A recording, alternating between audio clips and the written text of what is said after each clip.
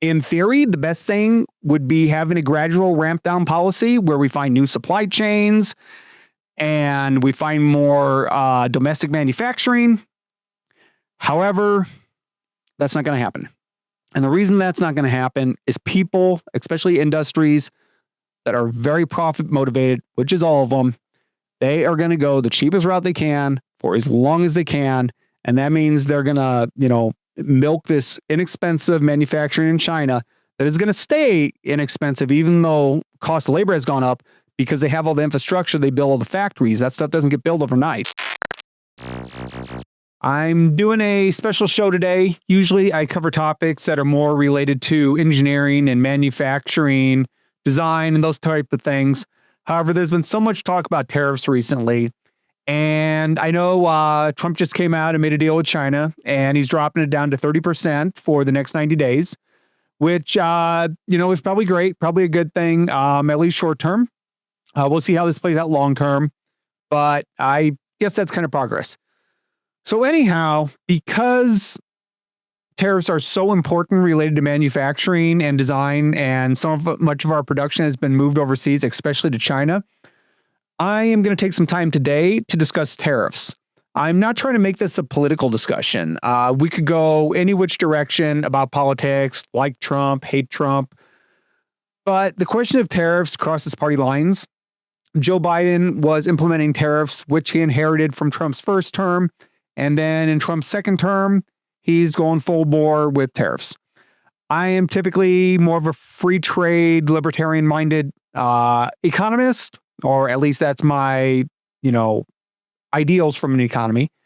However, we're in a very different situation right now. We're dealing with different types of economies. We're dealing with free market capitalism, and we're dealing with other economies like China, which are a command economy, but is using free market practices to, build their economy. And the big difference here we have to understand is their process of doing free market is to leverage all the benefits, yet trying to maintain as much of a command economy as they can. And their goals are not so much prosperity and, free market growth. Their goals are to control manufacturing, and they understand that free market is necessary to an extent if you want to have a broad range of products available and you want to stimulate innovation. So what I'm going to do today is I am going to cover a bunch of questions that were submitted to me. I, as a manufacturing and mechanical engineer, do a lot of design work. I've designed machines, I've designed products. I have built a lot of products in-house. I have quite a bit of capability, but I do not have the capability to do high volume manufacturing here. I have had parts made in the US. I've also had parts made overseas, and we'll go into a little bit of it, why I've had parts made in different places and how I think this will affect me. So first question I have here, are tariffs a necessary tool to protect American industries from unfair foreign competition? This is a really interesting question. We really start globalizing in the early 1980s, and we would have to basically reverse 40 years of globalization.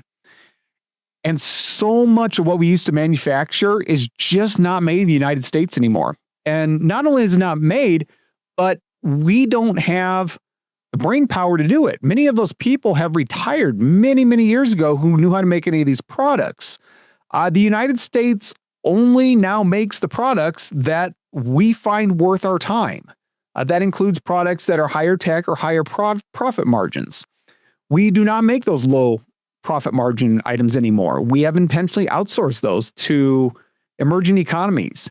And there's a reason for that. Emerging economies have fewer resources. They also gain more value from making products that we may not find to be, productive or profitable.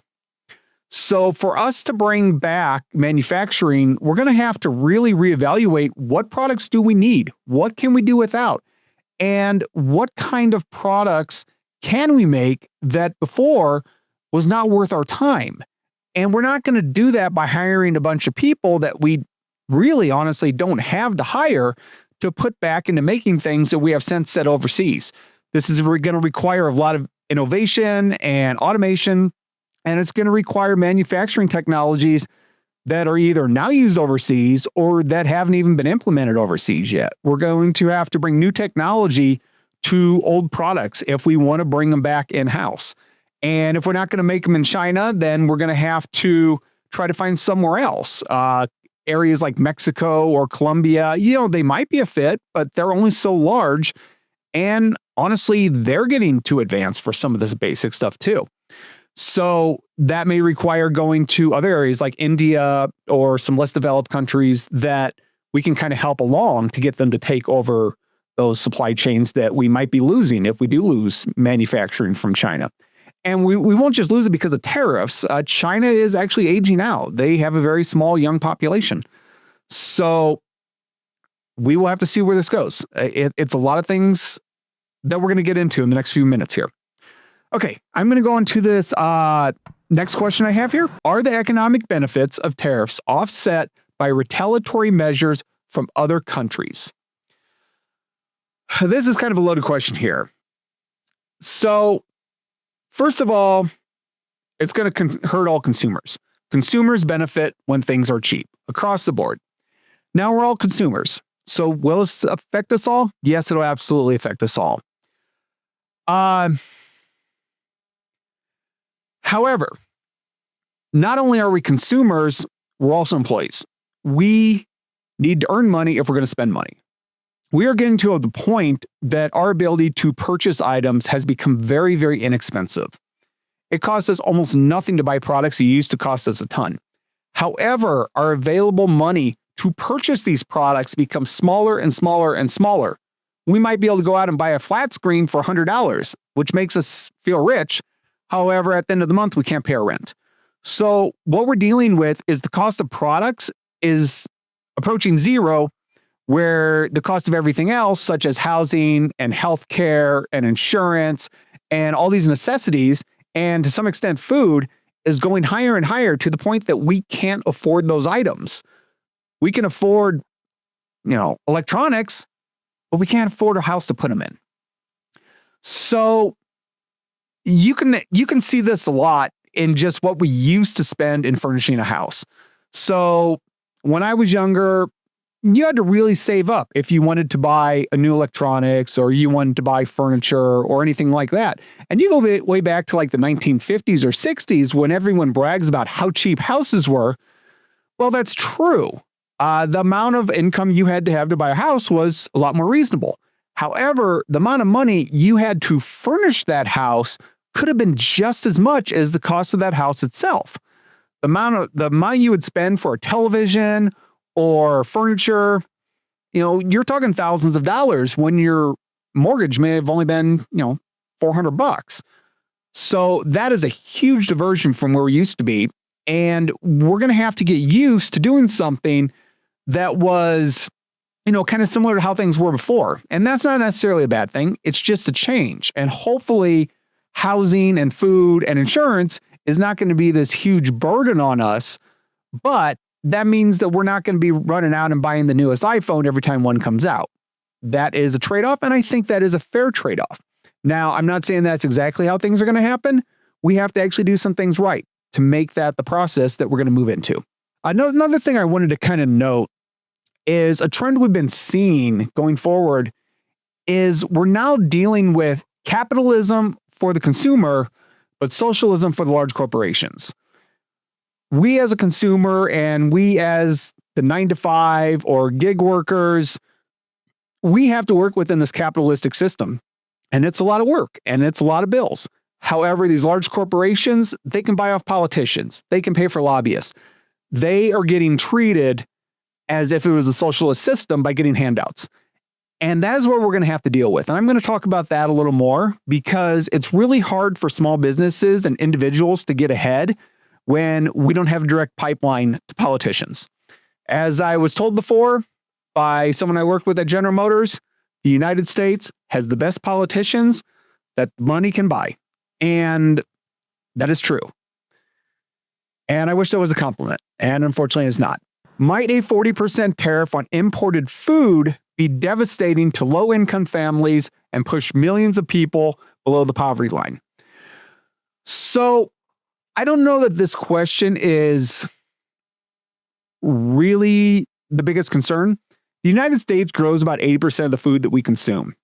We are the largest producer of food in the world, and we're also one of the largest exporters of food.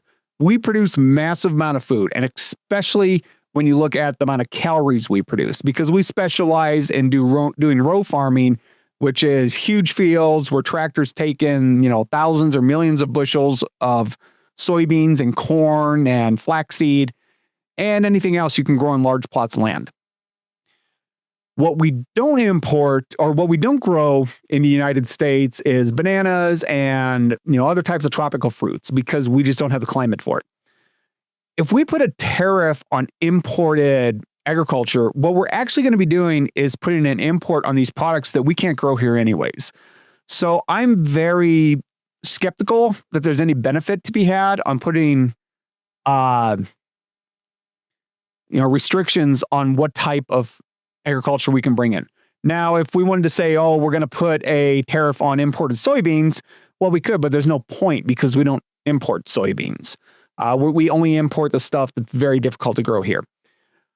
Where I see this being a bigger problem is when it comes to the exports, because America exports tons and tons of soybeans and corn and other grains and also certain livestock.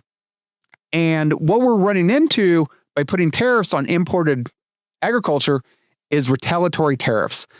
And that's going to cause China and other countries to put huge tariffs on pork and soybeans and corn and all those. And that could have short-term or long-term negative ramifications to the farmers.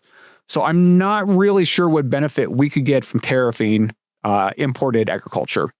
However, there are other things we can talk about with agriculture. And there are some loopholes that probably need to be closed, but tariffs is probably, in my opinion, not where I would go with it. How will China's rapidly aging population affect its manufacturing workforce and economic output? So what we need to look at here is China is very fastly aging. Their population over 60 is going to be larger than the population under 60 in not too much time. And the statistics coming out of China for population demographics are extremely off. I've heard a lot of different statistics. I've heard a lot of evidence that their population is actually about half what they claim it is. And they claim it at 1.4 billion. I've heard a lot of people say it, 700-800 million. I've even heard statistics and evidence pointing to their population being as low as the population of the United States. I don't know if that's true, but the evidence is not something I would rule out immediately. If you look at the way they've reported their population growth and compare it to India, India's population is not showing that it's growing faster than China's, according to official statistics, and China's been under a one-child policy. So I find that extremely unlikely. I would not be surprised one bit if China's population is more in the 6 to 800 million range. So that changes a lot right off the bat. And if that is the case, that the population is this much lower, you have to look at what population they're underreporting. And the population that would be underreported is the younger demographics. And those are your workers. And without those workers, you can't really do anything. So the way China records population is when a child turns about 5 years old, that's when the local government reports it to the federal government or the national government as to how many people they have. And there's a high incentive to overreport this number because that number is related to how much money the Chinese national government gives to the local governments. So it's very likely that this number has been very overreported for decades. And that is probably where most of the inflated number comes from. If we look at the more recent statistics, we actually see that the amount of 5-year-olds is half what the amount of 10-year-olds is. Now, this is a pretty huge problem. You're actually talking about a population being cut in half in 5 years. And obviously, that's going to take a long time to work through the system, but eventually, those 5 and 10-year-olds are going to be having children to replace the population. And if you only have half as many of them, you're only going to have half as many kids, all things being equal. So that is leading to a demographic implosion faster than anything I've ever seen. 20-year-olds today, they're just not having children. And I'm going to go into that a little more in some future questions here. Let me know how this has impacted you or anyone else if you started to feel ramifications from the tariffs, whether personally from your job or how it's affected you if you're in a position of purchasing or design or engineering or just procurement or management of any type. I'd love to know how this has affected you up to this point. So going on to the next question. What role does domestic consumption play in Chinese manufacturing sustainability? So this is a question that's come out a lot. A lot of people have said, why doesn't China just consume more of this product? Why do they have to send it to the US? So China as a country only has about 30% of the consumer consumption that the United States has. And if you believe the official statistics of China's population being 4 times larger, which I think is off, that means that the average Chinese consumer only consumes about 10% what the average American consumer does. So let's just go on the far extreme and say that China only has an equal population to the US. That still means that China is only consuming a third amount per person as the United States does. And China is not in a position to have massive increase in consumer consumption. They're actually becoming poorer, which I'm going to go into a bit later, which is causing them to consume less.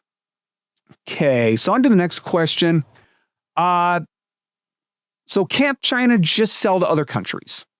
So the first thing to look at is the exports from China going to the US has actually been dropping year by year. So in 2020, almost 18% of all exports went to the US. 2021 dropped down to 17%. 2022 it dropped down to 16%. And what I've been hearing currently, we're about 14% of their exports. So China has already had to export quite a bit to other countries. Back in like 2015, 16, we were up at, we're in the 20-some% of their exports. We're almost up to a quarter of everything that China shipped out was coming to the US. So that has been going down, and I don't see that reversing. And trying to find other economies to take it on is kind of tough because honestly, the world economy is not doing great. They're not really in a position to just take over from the US.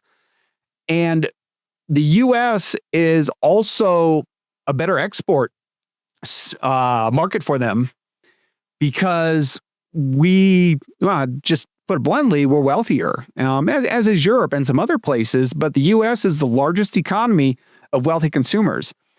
And we are more particular about getting our stuff on time, getting in the quality we want, and we're willing to pay a little more for that to get it.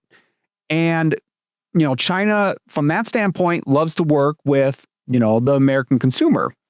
I get emails all the time where companies are asking me to, import their products. They'll give me a good deal on a container. They need US importers. I even go to auctions where there will be, large quantities of Chinese products, whether it's toolboxes or skid steers or backhoes. And they're sending them to these auctions just because they need to move them. And I think part of it is because of overproduction. However, I think there's also a big part of it that they just don't have other way to get them into the country, because when I look at a lot of these products, they actually have a little slip on them that says wanting U.S. importers. So they are desperately trying to get their products into the U.S. because they know we're willing to buy them. And Americans tend to have larger property and larger houses and more room for stuff. So just saying, okay, we're going to turn around and we're going to sell this to India, or we're going to sell it to Russia, or we're going to sell it to, any other economy. It's a tough one. I mean, you can go to Australia, or you can go to Britain, or you can go to, Germany, and they have consumers that have some money, but it's a much smaller market. You would have to gain, 10 of those markets to offset the US market. And selling to like India or Russia or, any other, I guess that we could call developing economy or emerging markets, it's just a lot harder because they're a lot more cutthroat when it comes to pricing. They will nickel and dime you a lot, partly just because, they have to. It's harder for them to afford things because they just have a lower income. So the Chinese companies gladly want these sales. However, a lot of time they're just doing this to keep their economy going, waiting for these more profitable American or European sales to come in. So it's not really a solution. It might keep the factories running, but it's not going to really make them very profitable. And we already see a race to the bottom where they're just overproducing. And, that's not going to help if their profit margins are getting sliced even thinner. So as long as the US dollar is the reserve currency, they're definitely going to need that market. And all their inputs that they purchase from other countries are priced in US dollars. So they're going to continue to push for those markets. And China is just trying to do more and more manufacturing because that's the only dog they got in the race. And I don't see how that's going to work. So while you're listening, shoot in where you're listening from. I'd love to hear where my audience is at. Do we have any international listeners? I'm in Arizona and love to hear where you're coming from. Okay, next question. Are there legal concerns regarding the authority to oppose tariffs, considering the Constitution grants Congress the power over tariffs and trade? So this is a really good question. Back in 1934, Congress passed the Reciprocal Trade Agreements Act. This act allows for the president to negotiate bilateral trade agreements and adjust tariff without the need for further congressional approval. And then in 1973, they also had a Trade Act, which further expanded these powers. I kind of see why sometimes, you want to make tariffs easy to, pass. It's pretty hard to get anything through Congress quickly. However, I don't know that that act was really intended for someone like Trump to come in and use it as a power play art of the deal, the art of war, whatever he's doing to try to, put countries in their place. I think done right, it could be a very powerful negotiating tool. However, it is a lot of power to give to one person. Now, the question is, can this get overturned? And yes, it can get overturned. It's going to take an act of Congress to go in, and they're going to have to create a new bill to, repeal this. And I believe I heard that Rand Paul was overseeing this. I don't know for sure. However, I don't see that getting through real easily because it's going to go to Trump, and Trump's just going to veto it. And if Trump vetoes it, then it's going to have to get 2/3 majority by the Senate. And I'm not really sure that that's going to happen. That's going to take a lot of people jumping party lines to push that through. So if it does happen, it's going to take a while. And I'm not saying it's good or bad. I'm just saying we're in an interesting situation right now. So next question. How does China's dependency on globalization impact its manufacturing future? So China entered the World Trade Organization on December 11th, 2001. And this is really when things kind of started to take off. As a member of the WTO, this allows them to influence policies. It also gives them access to the legal system that allows them to, have more power over trade negotiations and file complaints and, solve problems that they were concerned about. The key thing, even more important than World Trade Organization, is really the fact that the sea lanes were open. The sea lanes were opened up due to negotiations in 1994 through the Bretton Woods system. This is when all the countries came together after World War II, and they pretty much put the US dollar in place of the world reserve currency. But the United States also made a deal that if everyone gets behind them, then they will protect the sea lanes for everyone to use them. And this opened up economies to the world market that never had it before. And this is why smaller countries that don't have a navy or don't have any way to protect their exports are now able to export and take advantage of the world market. Now, if this system breaks down, then China's going to have a big problem, because really the only country that can patrol the entire world's oceans is the United States.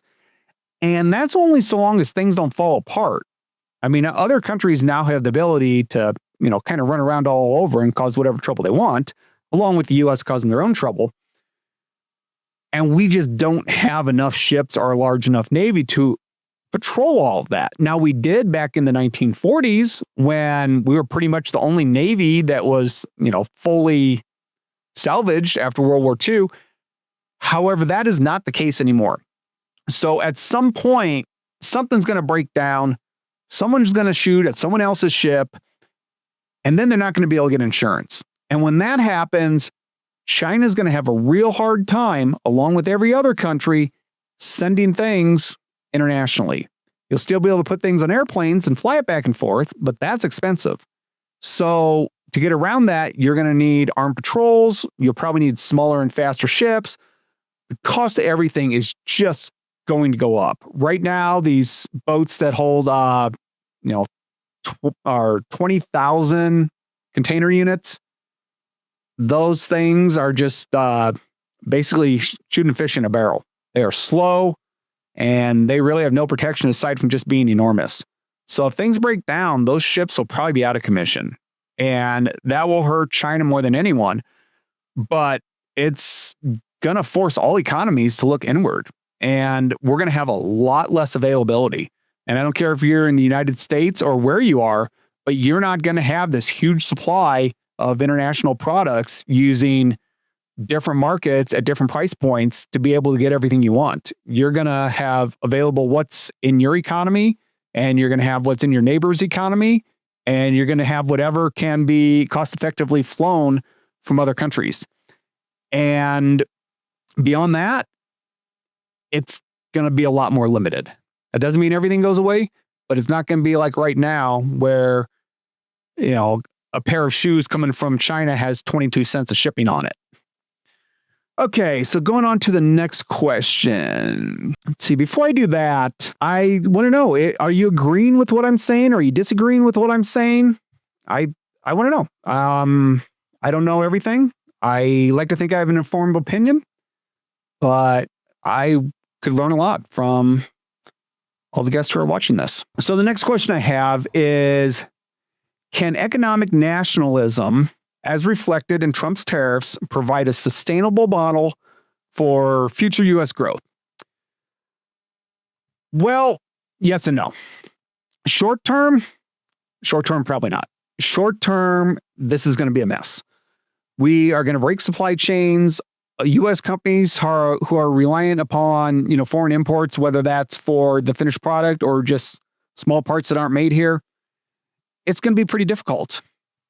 And our population in the United States, outside of immigration, is not really growing. I mean, we don't have the population implosion that China does, but we don't have huge numbers of people, sitting around looking for manufacturing jobs. Unemployment is still pretty low. And honestly, Americans don't want to take on a bunch of factory jobs. We kind of pushed those away because we didn't want them.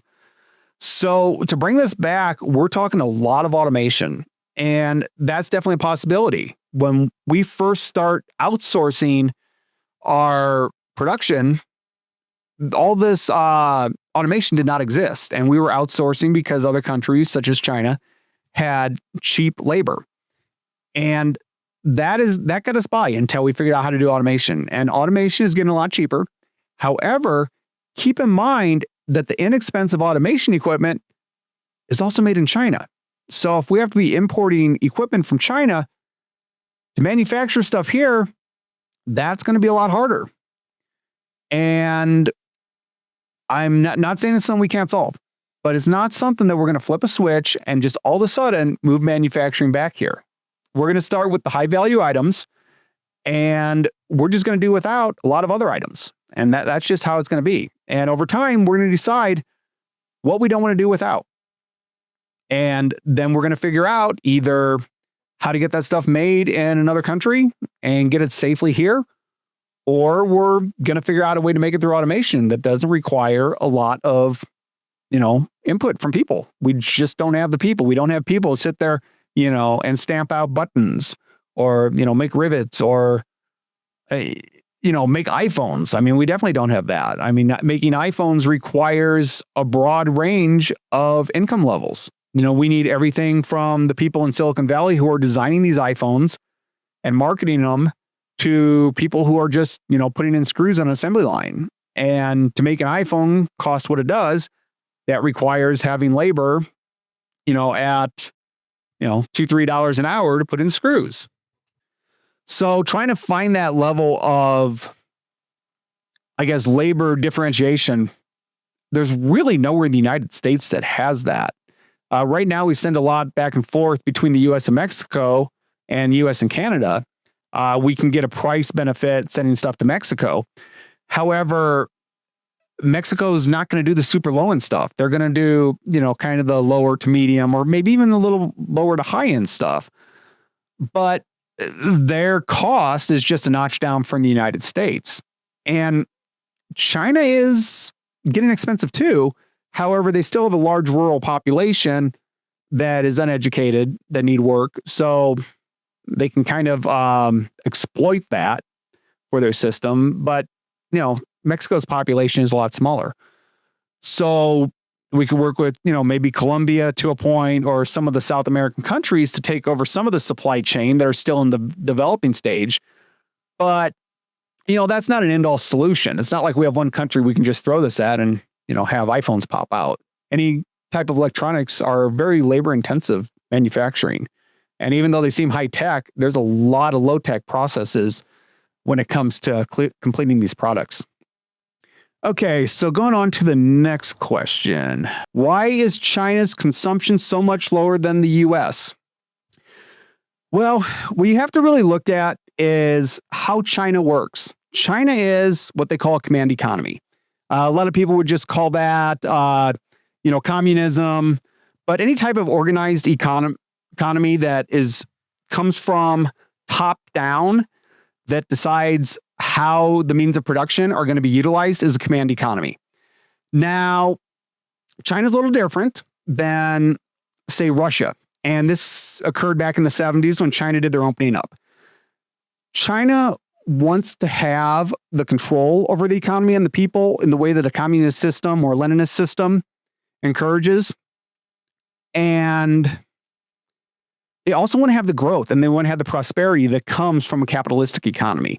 And this is a really difficult one to juggle. And China has allowed a lot of freedom to its people in order to make this happen.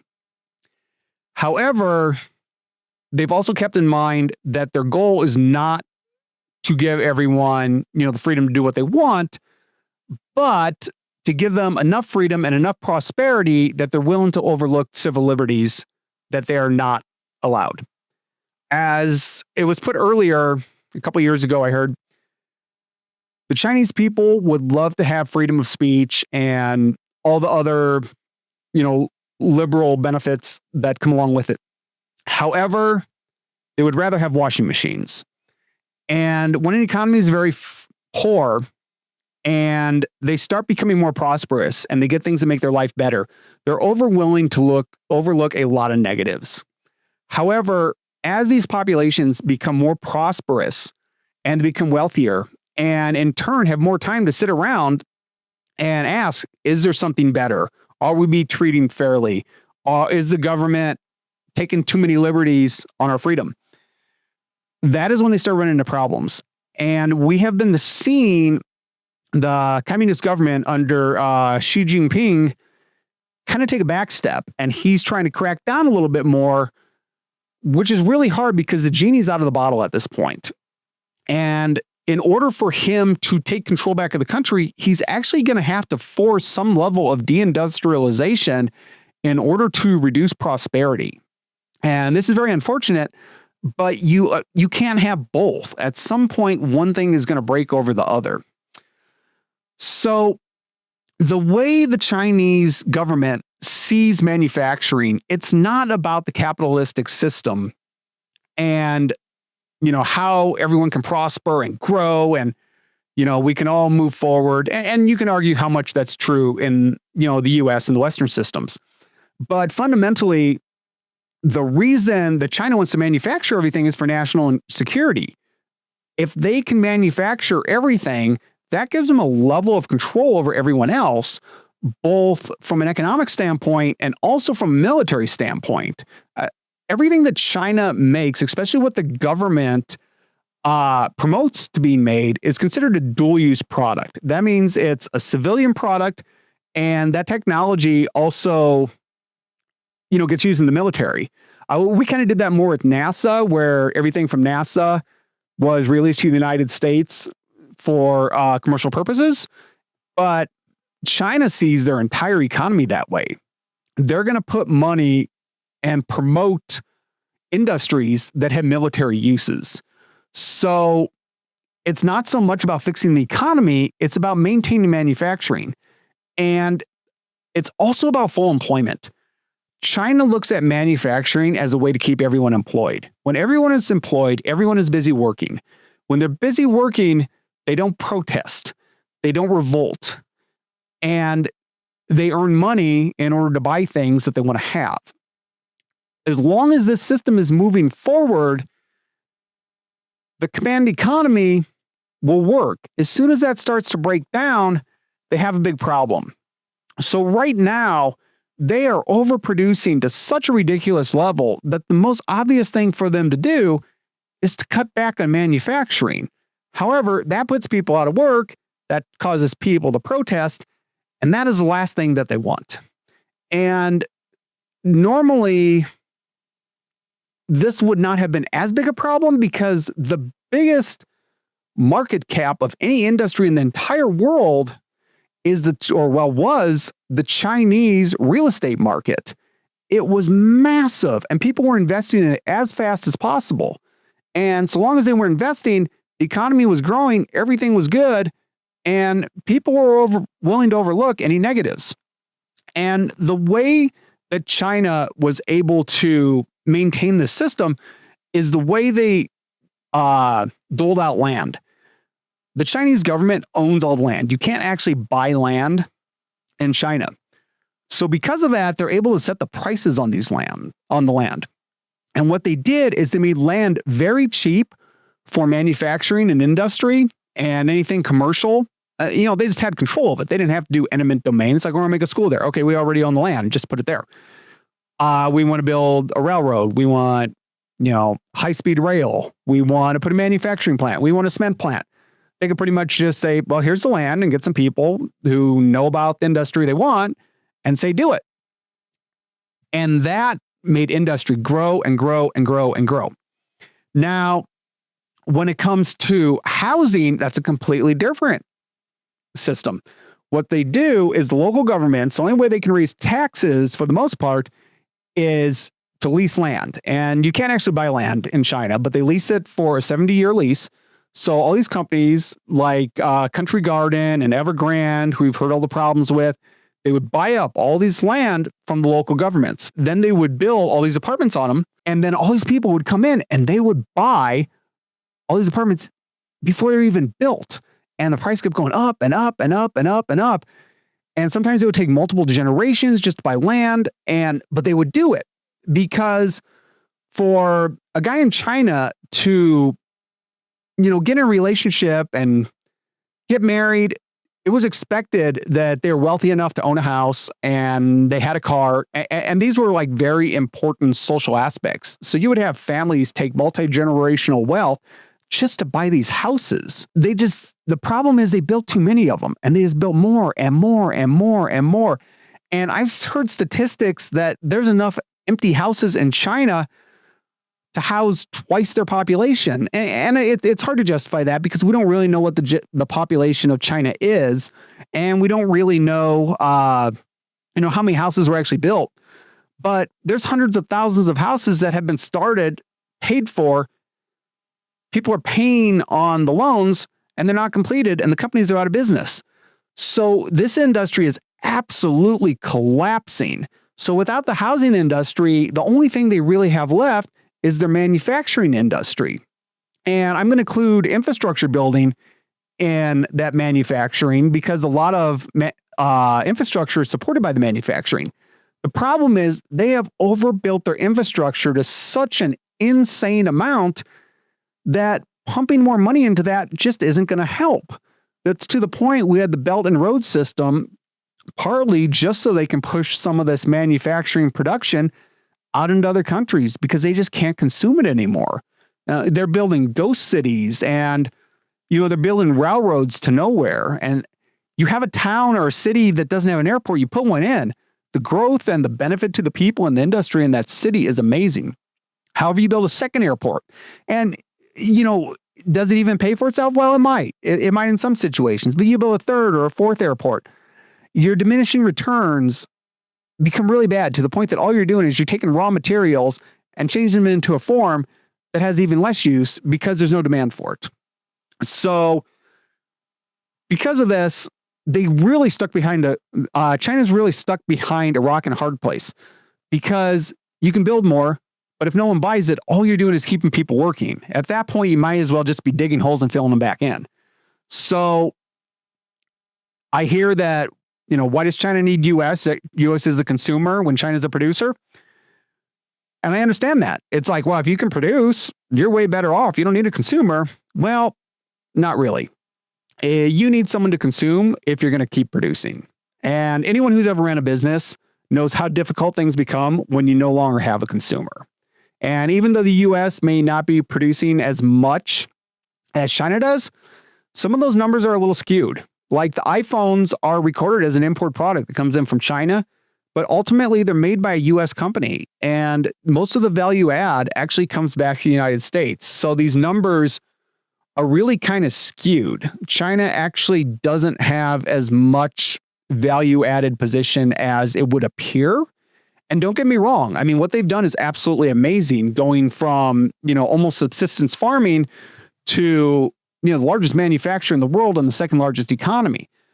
But at the end of the day, they're really, for a large part, an assembly country. And they do a lot of manufacturing. Don't get me wrong. I'm not trying to downplay them by any means. But the level of scale of their economy is very heavily dependent on manufacturing of products that they import the raw materials for. And when your strength is cheap labor and your labor is no longer cheap, you're kind of losing your advantage. So I'm going to go into this a little more later. But since I have this chance here, I might as well ask, is there anything you would like me to go into kind of more of a deep dive on? I'm kind of covering a broad spectrum because these tariffs, and especially my focus is on China a lot right now. I'm going to talk about some other countries too, but being that Trump put the 145% tariff on China and 40% of all US imports are from China, this is obviously the elephant in the room. I know it was reduced down to 30%. However, that's still significant. We're going to end up just eating those costs. And people who are already tapped out on spending, that's going to be a tough one. Okay, I'm just going to go on to the next question here. Should the U.S. be concerned that Trump's tariff policy might lead to a recession and a more severe global turndown? So, yes. Just bluntly, yes. I would call this ripping off the Band-Aid. Now, is this a good idea? Is it a bad idea? That I can't answer. At some point, China is no longer going to be a reliable exporter. The way they're doing the race to the bottom and a demographic collapse at the same time, at some point, China is not going to be there for us to buy from them. And in theory, the best thing would be having a gradual ramp down policy where we find new supply chains and we find more domestic manufacturing. However, that's not going to happen. And the reason that's not going to happen is people, especially industries that are very profit motivated, which is all of them, they are going to go the cheapest route they can for as long as they can. And that means they're going to, milk this inexpensive manufacturing in China that is going to stay inexpensive, even though cost of labor has gone up because they have all the infrastructure, they build all the factories. That stuff doesn't get built overnight. If we just say right now that, we have to stop buying from China, then we're going to figure it out. And it's going to be rough. It's going to be a challenge. However, if we wait 10 years from now, when everything's falling apart around us, what's going to happen? I don't know. We may have industries start moving back, and see the writing on the wall, which would be great. However, we might not. It's like the Social Security situation. We see that it's falling apart and it's going to collapse. But at some point, what are we going to do? We're going to have to deal with it then. And would it be best to deal with it now? Absolutely. But are we? No. So let's see here. Oh, hey, Justin, how's it going? Yeah, Gulf supply parts. Those are going to be on the same 145% tariff that was pretty much for all general goods. It's going to be at 30% for the next 90 days. So we're going to see like this huge ramp up on shipping for the next 90 days. And especially for like all the back to school, people are just going to be loading these containers as fast as they can. They're going to be shipping them all over here. And that might help the supply chain. However, there's a huge chance that these companies are going to overpurchase because the U.S. economy is not doing great. And you may actually start seeing prices go down. You might start seeing companies losing money because they have to mark down prices so much to clear their shelves. Because this happened during COVID, especially with like automotive, where these car companies just start building as quick as they can once the chip shortage was over. And then all the car lots got filled up and then the cars sat. So we're at risk of seeing that happen again. On to the next question. Okay. What are the implications of China's demographic trends on global manufacturing hubs? First of all, this is going to take a complete reorganization of supply chains. This is not something that can be done overnight. This is not something that can be done in a few years. This is something that's going to take a decade or longer. And with dropping demographic around the world, we may never see things to the level that they are. We may never, in 5 years from now, be able to go on Alibaba and say, send me 10,000 of widget B, throw it in a container and have it here in 6 weeks. And all we got to do is, send them a check or send them a wire transfer. I don't know that that's going to continue. That may be an end of an era that we're never going to see again. This has been 40 years of building up this supply chain that is not going to be replaced by any one country. India is not going to come in and just replace that. India it's a pretty fragmented country. It's a democratic country, but they have trouble even holding all their different regions together.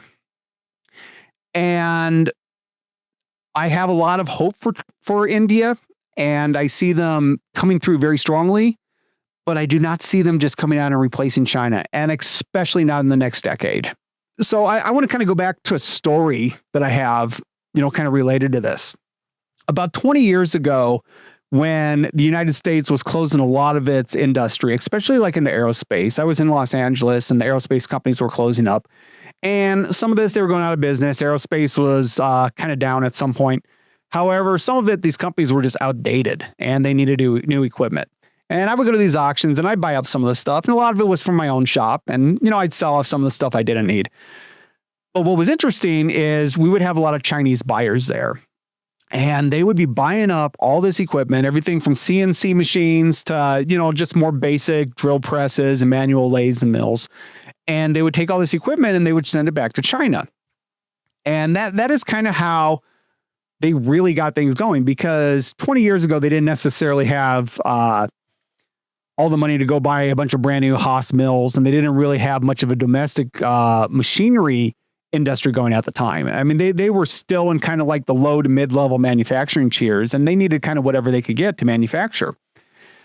Now, fast forward 20 years from now, they pretty much bought up everything we have, and they bought up a bunch of stuff out of Europe, and they now have a full-on, domestic manufacturing system to build equipment. And maybe their stuff isn't to the level of precision that ours is, or that, German machines are. However, they do import a lot of material or a lot of components, such as bearings and ball screws and, some electronics. and they integrate these into domestically made machines. And the machines are good enough for, 90% of everything that needs to be made. And they'll import, they'll import like Japanese or German or American machines when they need to do higher end work. However, now we're getting to the point that these companies are so overproducing that they can't make a profit with their machines. And they have to actually, start closing up shops. So they actually are ending up with like junkyards just of all these machines. And we're actually seeing machines come back where European and American companies are buying up container loads worth of this equipment. And probably not much of the equipment that was sent over there 20 years ago, but a lot of this newer stuff that either was made in China, especially like laser cutters, fiber lasers. China actually has a really good domestic market for making those, along with a lot of other laser equipment. They're really good there. And they're smaller CNC machines, while not up to par with, some of the, international machines, are good enough for a lot of small shops, and they will still make parts and hold decent tolerances unless you're trying to make like aerospace equipment. So Americans and Europeans are like, well, this is a great buying opportunity. We're just going to buy this stuff up from China and bring it back here. And we were seeing a lot of that, but that kind of went on to kind of stopped when all these tariffs went in place. So now our cheap option to get equipment to start doing manufacturing now just went away, because now we don't have that opening to bring in all this surplus rock bottom dollar equipment. So we're gonna have to see where things go. Now that it's at 30%, maybe we're gonna see a big rush for people bringing in some equipment. And honestly, right now, if I had, the money, I would probably, purchase fiber laser, CNC, milling center, and probably a few other machines. But, I'm pretty equipped as it is. But 90 days from now, if these tariffs go back up, that's going to lock all that equipment back in China. So unless they come up with some type of exemption to let us bring in equipment, we're going to be pretty dependent on whatever can be produced in America or brought in from Europe, which is, probably even more expensive than the American equipment. So that is going to make it a little tougher to start manufacturing again here, because some of these lower end parts that need to get made, yeah, we'll do automation, but we don't want to buy $1 million CNC machine to knock out $3 widgets. So yeah, it's going to be a challenge. I'm going to show some parts that I had to get made. This is actually from a machine that I was designing and built. It was a cannabis processing machine. And you can see these parts here. Push this back a little. And these are just some basic aluminum parts. And I started out, I 3D printed these parts for the initial design of the machine. And this is a carbon fiber reinforced 3D printed part, and it has some brass inserts in it for threads. And also, let's see, I don't know if you can see this here, but I have a couple holes here. I had holes in it, which I actually put steel pins in it to reinforce it. And this has made prototyping so much easier. And I can actually design the complete machine. And I could machine this part. I don't have a CNC mill. I could design this and build it on my knee mill, but it would have taken a lot of time, especially because I needed 20 of these. The 3D printing has been amazing for making prototyping easier. However, when I got to actually having to have these parts made out of aluminum, I called around to some American shops, and honestly, no one really even wanted to bid them. And, I can't really blame them. They probably looked at these parts and, they said they're not a high enough dollar part. We have other stuff that needs to be made. But within, I don't know, maybe a day, I sent these parts out to some companies in China. And they said, yeah, absolutely no problem. Had a quote back to me. I actually had so many people contacting me, wanting to build these parts, that I had to, quit contacting some of them. So I just basically said, here's the step file, here's the drawing, has all the tolerances on it. A day or two later, back with a price. And you're looking at it was about 6 weeks to get all parts made. And, I had maybe 15 parts, and I think my initial run was about 100 of each part. And, they did just fine. The thing with sending parts to China, as long as you know exactly what you want, you can just go in and say, hey, make this part, here's the specs. And they'll do it, and they'll have it to you. It'll be in the mail, and it's on the way. And their price is a fraction of what I could have got in the United States. That is going to be very hard to replace. We do not have the manufacturing ability to mass produce these parts. We just absolutely do not. So I think that's going to be a huge opportunity for, some of these up and coming companies that want to have some work. We've seen a lot of these online services where you just send them a STL file and they send you the parts. And that is great for prototype work. And I think we're going to see a lot more of that. However, how's that going to impact manufacturing? I don't know. I mean, these companies claim that they can make thousands of parts, and I'm sure they can. And I think we're going to start seeing a lot of job shops come back up. Like we used to have a lot of job shops, and a lot of it was manual and, low volume CNC. But I think we're going to see job shops that are set up for doing, thousands or even millions of parts. And maybe they will piggyback off of some of these other companies that are really focused on the marketing to the consumer that need parts. However, like I said, this isn't going to happen overnight, and this equipment's expensive.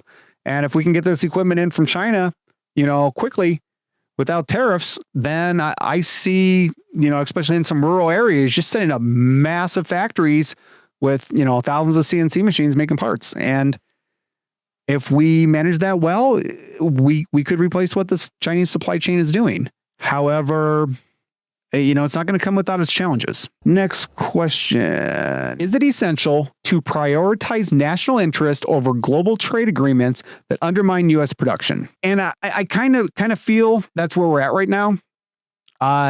Trump's policies have been, if anything, sporadic. I don't think he's really trying to put in long-term trade policies. I think he's trying to play art of the deal. I think he's trying to get all the chips in a row. I don't think that he would have been able to work with Congress to get any of this stuff pushed through in a more, I guess, definitely not timely, but in a productive manner. And I'm not supporting and saying the tariffs are what he should do. But I'm just saying if his goal is to do tariffs, I don't think there was really an orderly way to do this. I think our Congress is completely non-functional on both sides of the aisle right now, and nothing was going to happen. But assuming that he is trying to bring back American manufacturing, throwing tariffs on China is definitely the quickest way to make something happen. Whether that's making something good happen or bad happen is yet to be seen. We have to look at the fact that many parts only made in China. As I mentioned before, so much industry was sent overseas. It's just not here anymore. There are so many parts that I just can't get. When I was working on a project before, my business partner asked me, just get it from a U.S. supplier. And they just honestly, in most industries, U.S. suppliers do not exist anymore. And it's becoming to the point that suppliers outside of China do not exist anymore. I would say half of all consumer goods, there is not a non-Chinese version for that product. Korea, Japan, all these, first world countries have outsourced their manufacturing. We still see some stuff made here, like DeWalt has a lot of their products made here, but it's only their higher end products. I mean, you're not going to get a $60, Black Friday special cordless drill that's made in the US. No, you're going to get the $350, professional one that's made here. So a lot of low end products are just probably going to go away. And that's not like something we didn't deal with before. If you go back in, earlier to even like the 90s or especially like the 80s, these low cost consumer products did not exist. I mean, you had to save up some money. If you wanted to go buy a new saw or a new drill, I mean, you had to put down, a few days' wages to buy that product. However, you expected that it was going to last. Hi, everybody. Before we dive back into today's engineering discussion, I just want to take a moment to say thank you for being here. My name is David Jasowitz, and my background is in mechanical engineering.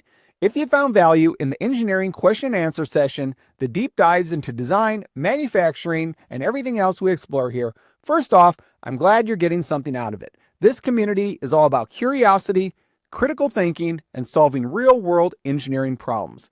And I'm honored to be part of your learning journey. If you've enjoyed the content and want to support the growth of this channel, one simple and powerful thing you can do is follow or subscribe, whatever your platform calls it. Whether you're watching from YouTube, LinkedIn, TikTok, or somewhere else, that follow means a lot. It helps more people discover this content, and it tells the platform that what we're doing here matters.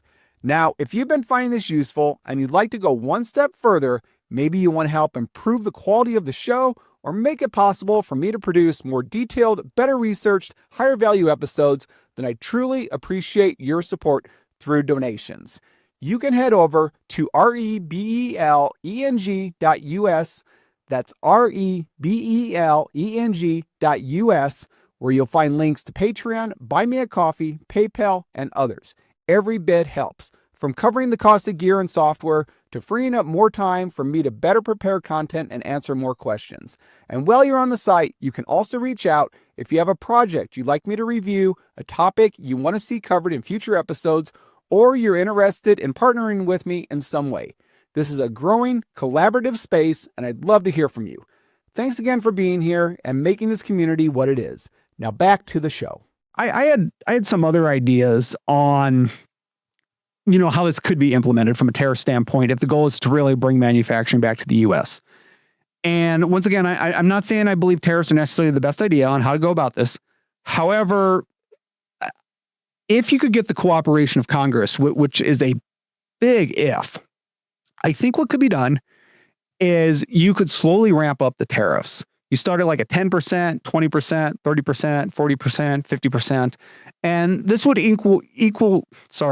incrementally ratchet up over 6-month increments or 1-year increments. And what this would do is basically give all these importers a warning that your costs are going to go up for these imported goods, and you need to focus on, bringing back your production domestically. And once you reach a certain point where your tariffs are high enough that anyone who is reasonable has moved manufacturing to a better location or a more approved location, then you would want to start ramping the tariffs back down. And the reason you want to do that is if we make the tariffs too high for too long, then the domestic manufacturers are going to become complacent. And they're going to get used to just having high profit margins, and they're going to have little incentive to innovate or keep their quality up or get the prices down. So long-term tariffs are going to cause a lot of problems. So I don't know what anyone else's thought out there is about having a ramp up and a ramp down just to kind of try to undo this 40 years of globalization and sending all of our manufacturing overseas. I'm sure there's other ways we can do it, and we can incentivize, just give incentivizations to companies to manufacture here. But then you get into a system of, is the government handing out money? First of all, most important is we need to reduce the regulations. We just can't regulate companies to death. And I'm going to talk about that a little more, because without dealing with the regulation system, no amount of, managing tariffs is going to do any good whatsoever. Another thing to really focus on is back in the late 1800s, we actually had really high tariffs. And that is kind of the model that Trump has been using, saying that, it's such a prosperous era. Well, not really. The problem we ran into is you had so much lobbying and you had so many politicians to get them bought off, and you had so many favors for all these companies that said, I want to have high tariffs for my manufactured product. I make widget ABC and I want 100% tariff on the import of widgets ABC because I want to have a protected market. And then they lower them on some other industry. And then someone else would complain and say, well, my market's not protected anymore and you're going to put me out of business and everyone's going to be put out of work. And what you ended up with was an out of control lobbying system and a bunch of payoffs, and it just become a nightmare. And I don't have any doubt that this current system is going to become a nightmare just like anything else. And does Trump understand that? I mean, probably. He's not dumb, which is kind of making me wonder if he's just playing this entire tariff thing just as, a big negotiating tool. It's a big power play. It's, we're going to throw around the weight of the U.S. economy before something happens and we no longer can. Is it going to piss off a lot of people? Yeah, it's going to piss off absolutely everyone. And that means that the United States is going to have to come in, and we're going to have to do something very quickly. And hopefully we have the businesses that can come forward and the entrepreneurs who are going to say, hey, this is an opportunity, and seize it. If Trump does all this and we don't seize the opportunity, we're going to be in a very bad situation. So a lot of it depends on how people react to what's going on. And yeah, I mean, rolling back the tariffs, I think that's good. I mean, we needed to do something because we're obviously not ready to just cut ties with China. But, is that a warning shot that's going to make people think seriously about, bringing some manufacturing back? I don't know. We will see. I think people are spooked enough that maybe something good will come out of this. Could something bad come out of it? Absolutely. Yeah. And also I wanted to mention what happened in the 1800s. The system actually became such a mess. That's part of what pushed the creation of the Federal Reserve and the income tax, because the income tax is what replaced these tariffs. So is income tax better than the tariffs? I don't know. I mean, especially the people in the lower income bracket, I think they need to get rid of the income tax on them. Higher income people, yeah, I mean, probably need some income taxes from them, but you have to realize you can't just keep raising those taxes up. There's a certain effective, number, and I want to say it's somewhere around 30% that you can tax people. Above that, they just find ways to hide their money overseas, or they at some point just stop producing. So there is a point where taxing becomes ineffective. So are tariffs another option? I don't know. And where's this tariff money going to? If it's going to build infrastructure and to supplement domestic manufacturing to get us up and running, that might make sense. But if this just goes into a big government slush fund, then we've accomplished nothing and just cost the consumer more money. Next question we have here. Are China's demographic issues unique compared to other aging societies? Yes and no. So a lot of countries are getting older. And the best example of that is Japan. They did it about 20 years before China did it. And Korea is doing it just as quick or quicker than China. Yes, we have a lot of countries getting old very quick. Germany is also having a big problem with this. So the big thing about China is the size of China's economy. China's economy is so massive that it's going to be difficult to solve this. Japan realized their problem a long time ago, and they actually outsourced their economy. So you'll notice Toyotas and Hondas and Nissans, along with a lot of other products, are actually made in the United States or Mexico or other countries outside of Japan. So yeah, Japan's products, or Japan does not have the manufacturing base in their own country anymore. And don't get me wrong. I mean, Japan is still a, manufacturing powerhouse, but they can't manufacture everything they sell, and they definitely can't consume everything they manufacture. I mean, their population's aging out. I mean, they don't have the people in their 20s, 30s, and 40s to purchase these products. And Korea's in the very same situation too. They have started out source a lot of their economy too. LG makes appliances in the US. They also make, cars within North America. So they're doing a lot of that also. Now, China's going to be a lot tougher. And the reason is China is getting old before they got rich. Japan got rich. Korea got rich. They are wealthy enough that they can send out a lot of this, and they can start moving their economy to a more service-based system, like the United States is. We're more service-based and less manufacturing-based. China, as a communist government, doesn't really have the strength of a service-based economy like the United States does. Their people don't have the money to support a service-based economy because of how they structure everything. And the other challenge is, being a command economy, a communist system, it's hard for them to outsource that because they lose control. Anytime you let anything out of the country, whether it be money or intellectual property, you lose control over your own economy and your own people. And we're seeing some of this where they're outsourcing, but they're mostly doing it through outsourcing their economy, but they're doing this through the Belt and Road system. And the Belt and Road system is very controlled and a very closed system run completely by, the Chinese CCP, Communist Party, so that they can oversee everything. So most of that is going to, I guess, I'd say, emerging economies who are resource rich, who have the resources that China needs.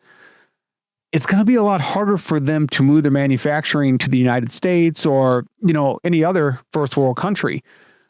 because costs are higher here. You generally want to move your manufacturing to somewhere that's less expensive, not somewhere that's more expensive.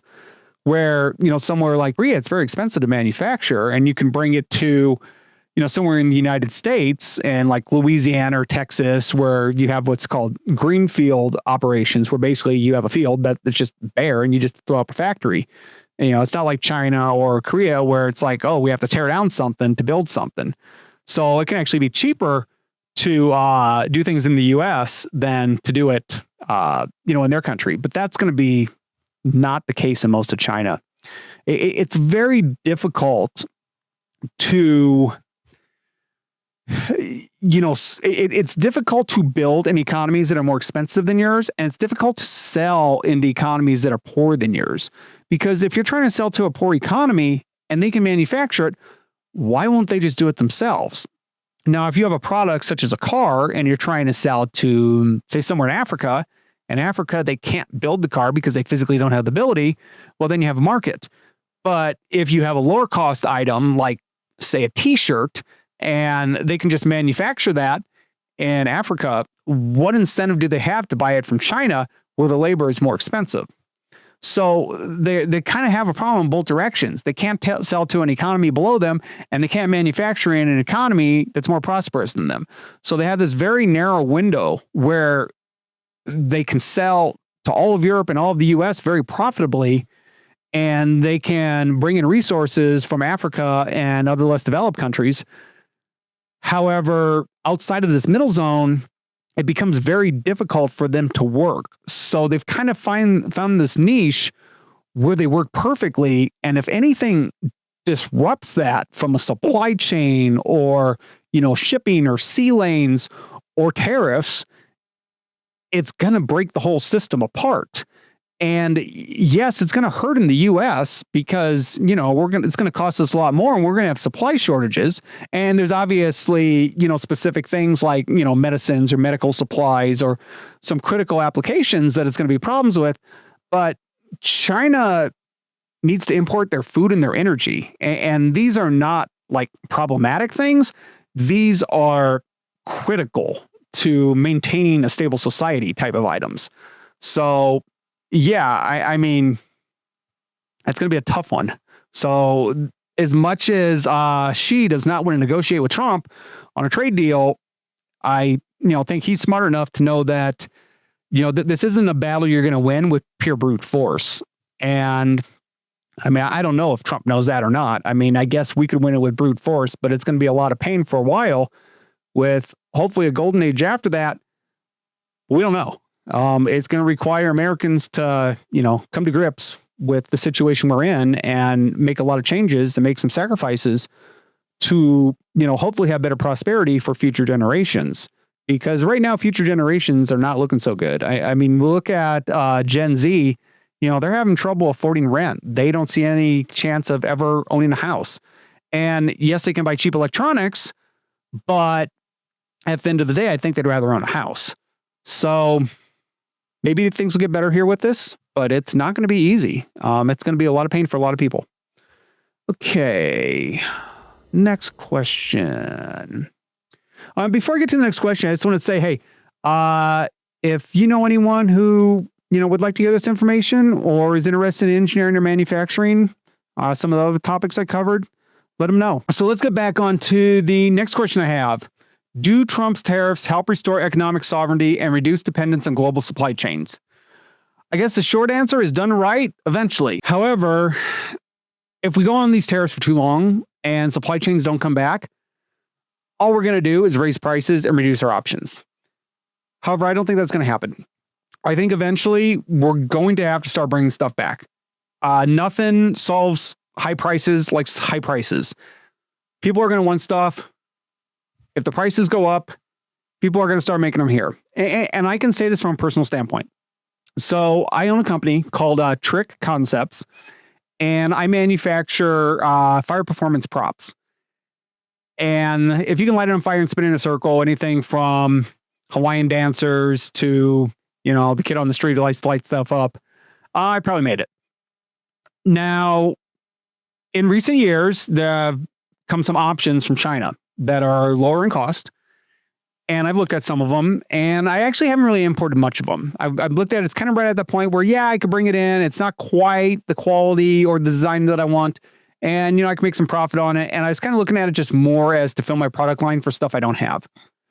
However, when I started looking into it and looking at the shipping cost to get the stuff in, because it's not a product that I'm bringing in full containers on, shipping was a substantial amount of the cost on it. So I held off. And then when the tariffs hit, I said, well, there's absolutely no way. I can actually manufacture this product way cheaper than what it would cost me to bring the stuff in. And that would probably not be the case if it was like a complex electronics that had, hours and hours of labor in it.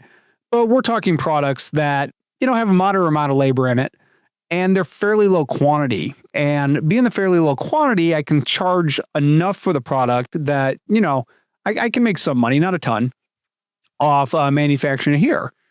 Now, is that the best industry in the entire world? No, it's not the most profitable. But sending the manufacturing to China doesn't make sense because the volumes just aren't high enough to get the manufacturing scale benefits. So I do think that products are going to move here, but I think what we really need is we need to have a better understanding what the tariff policies are. I mean, we're at 10%, then 20, 30, then 145, and then we were throwing around numbers of 245%. And and now we're down at 30%, and in 90 days it's changing. So I think it has a lot of people frantic, and it has a lot of people thinking, okay, what are we going to do? How are we going to protect our supply chains? It's giving people the idea that we don't want to look at, importing from China long term, and it's got people thinking in the right direction. But at the same time, it's so schizophrenic that people are just saying, well, okay, let's load up everything we can in a container to get it. And we're still thinking about short-term, supply chain issues and short-term profits and how we're going to make a bunch of money and can we bank some money? And I think we're going to end up with just a lot of product that was purchased without the best, thought. And we're going to end up with a lot of stuff we can't sell. And then we're going to end up with products that we need and don't have. And we're just going to end up with a really messy supply chain. And we're going to have some products that are going to be dirt cheap because they got to dump them. And some products you're not going to be able to get at any cost. And hopefully in 90 days, Trump and, Congress, if they're involved in this at this point, is going to come together and they're going to get serious and say, hey, we're trying to bring back manufacturing. We understand we're in a situation of deglobalization. Something has to be done. How are we going to move forward? How are we going to support small businesses, which create all the innovation? How are we going to, I guess we need to keep the larger businesses in play. But as of right now, they're probably the only ones who are going to be able to manage all this chaos. It's the small businesses that don't have a dedicated import department and, don't have politicians that they can get favors done for, that are really going to need the support of the government to say, okay, we're going to make this easier. We're going to eliminate, regulations. We're going to make it easy for you to make new manufacturing plants. We're going to make it easier for you to hire people. We're going to make it easier for people to start businesses. We're going to do everything possible to incentivize entrepreneurship in the United States. And we're going to also make it so that people have incentives to work because, obviously if people get more handouts than they would get us paid to work, they're going to have no incentive to work. So I feel we need to have a structure that we don't want people starving, but we also need to incentivize them to work. And those type of things need to be fixed. There's a lot of social issues that need to be dealt with before we can deal with, some of the manufacturing and industry issues. It's not just a fix one thing and everything falls into place. What is the projected timeline for China's manufacturing decline due to demographic factors? As I was talking about before, I think China's demographic collapse is way more advanced than most people would like to talk about. And not only that, but they have a complete mismatch of their education versus their workforce or their workforce needs. China is very heavily a manufacturing industry or manufacturing country, and they need a lot of low to medium skilled labor to make this work. And China's been trying to move up on the value added scale, which you can't blame them. I mean, every country wants to move up into the value added scale. So they've been pushing all their, younger population to go to college, and they're getting bachelor's and master's and PhDs.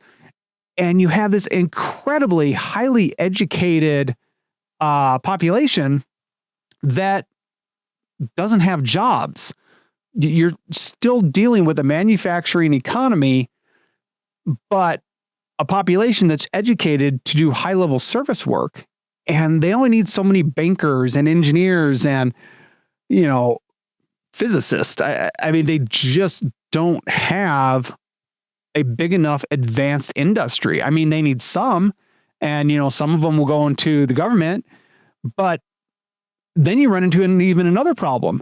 And the Chinese government, they decide what they want to have happen before they do the study. So you have the best engineers and physicists come in and say, don't build that because it's going to be a huge problem, because your bridge is going to collapse or your dam is going to leak or something else. And those people tend to disappear. So there's really no incentive for, highly educated people who want to do something good to go into those high-end government positions. And there's only so much industry that's willing to absorb them. So you're starting to see a drop in the wages for kind of these white collar workers. And the people coming out of school, they don't really have anywhere to go. So in China, they're also like really, I guess, I don't say racist, but they're very stereotypical for workers. They want a young worker who has experience, and they don't want a young worker with no experience, and they don't want an old worker, and they consider people who are 35 to be old. So you're really dealing with a distorted economy to the point that the government's coming out and saying, do something good for the people and go get a factory job. So you have a master's in chemistry, but go get a job putting together iPhones. And these people or these students or these young people, they're rebelling against this. They don't want to go get a job making iPhones, and who could blame them? So what we're running into is a situation where the younger people are doing what's called lying flat.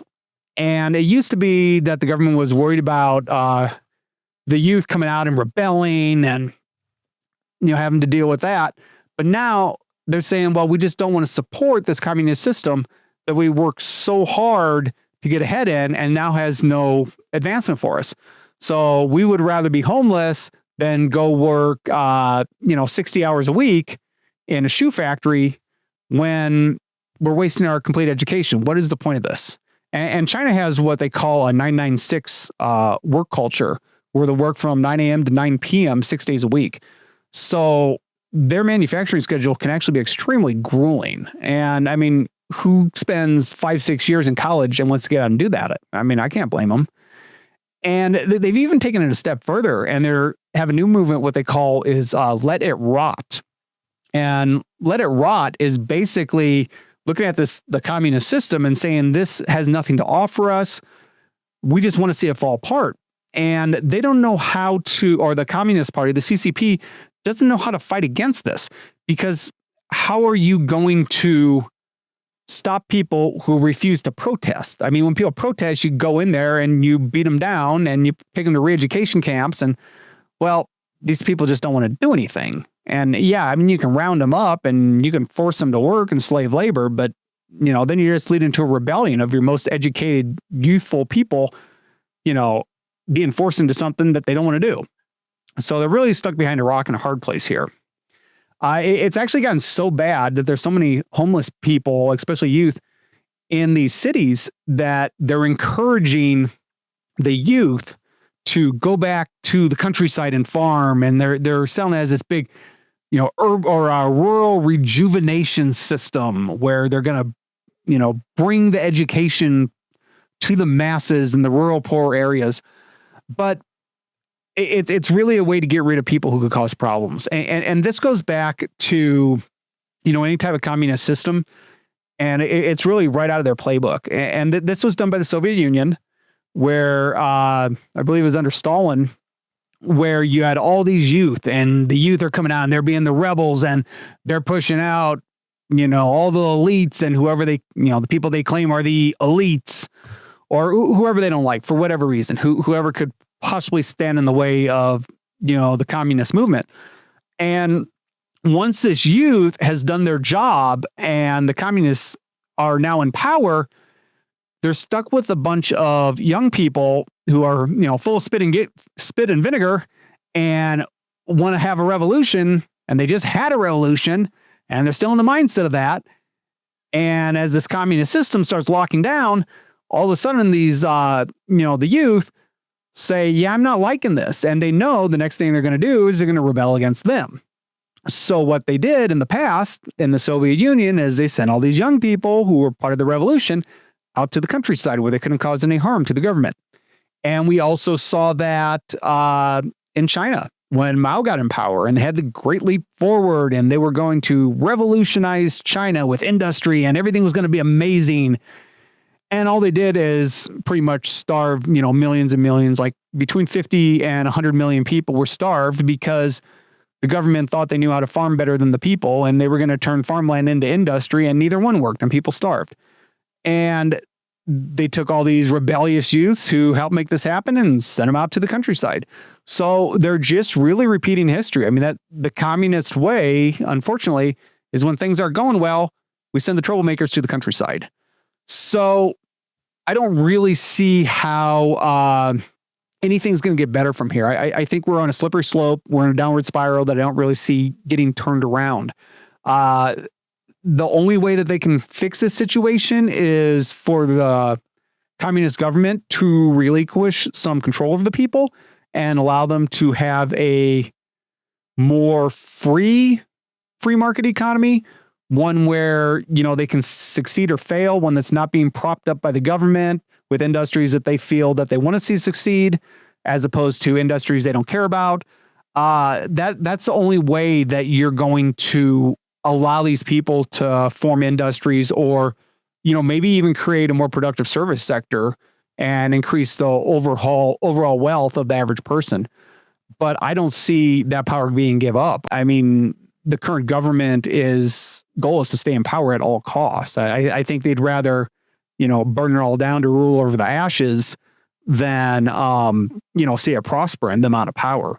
With this rapidly aging demographics, I mean, we're really running out of people to, do anything productive, and not only, productive in a standpoint of manufacturing services, but also to be a consumer. I mean, people who are retired don't consume a lot. You consume when you're buying houses, raising kids, and those type of activities. You take on debt, you buy things, and then, you get older and you pay it off, and then you have some investment money, and then you retire and use that investment money.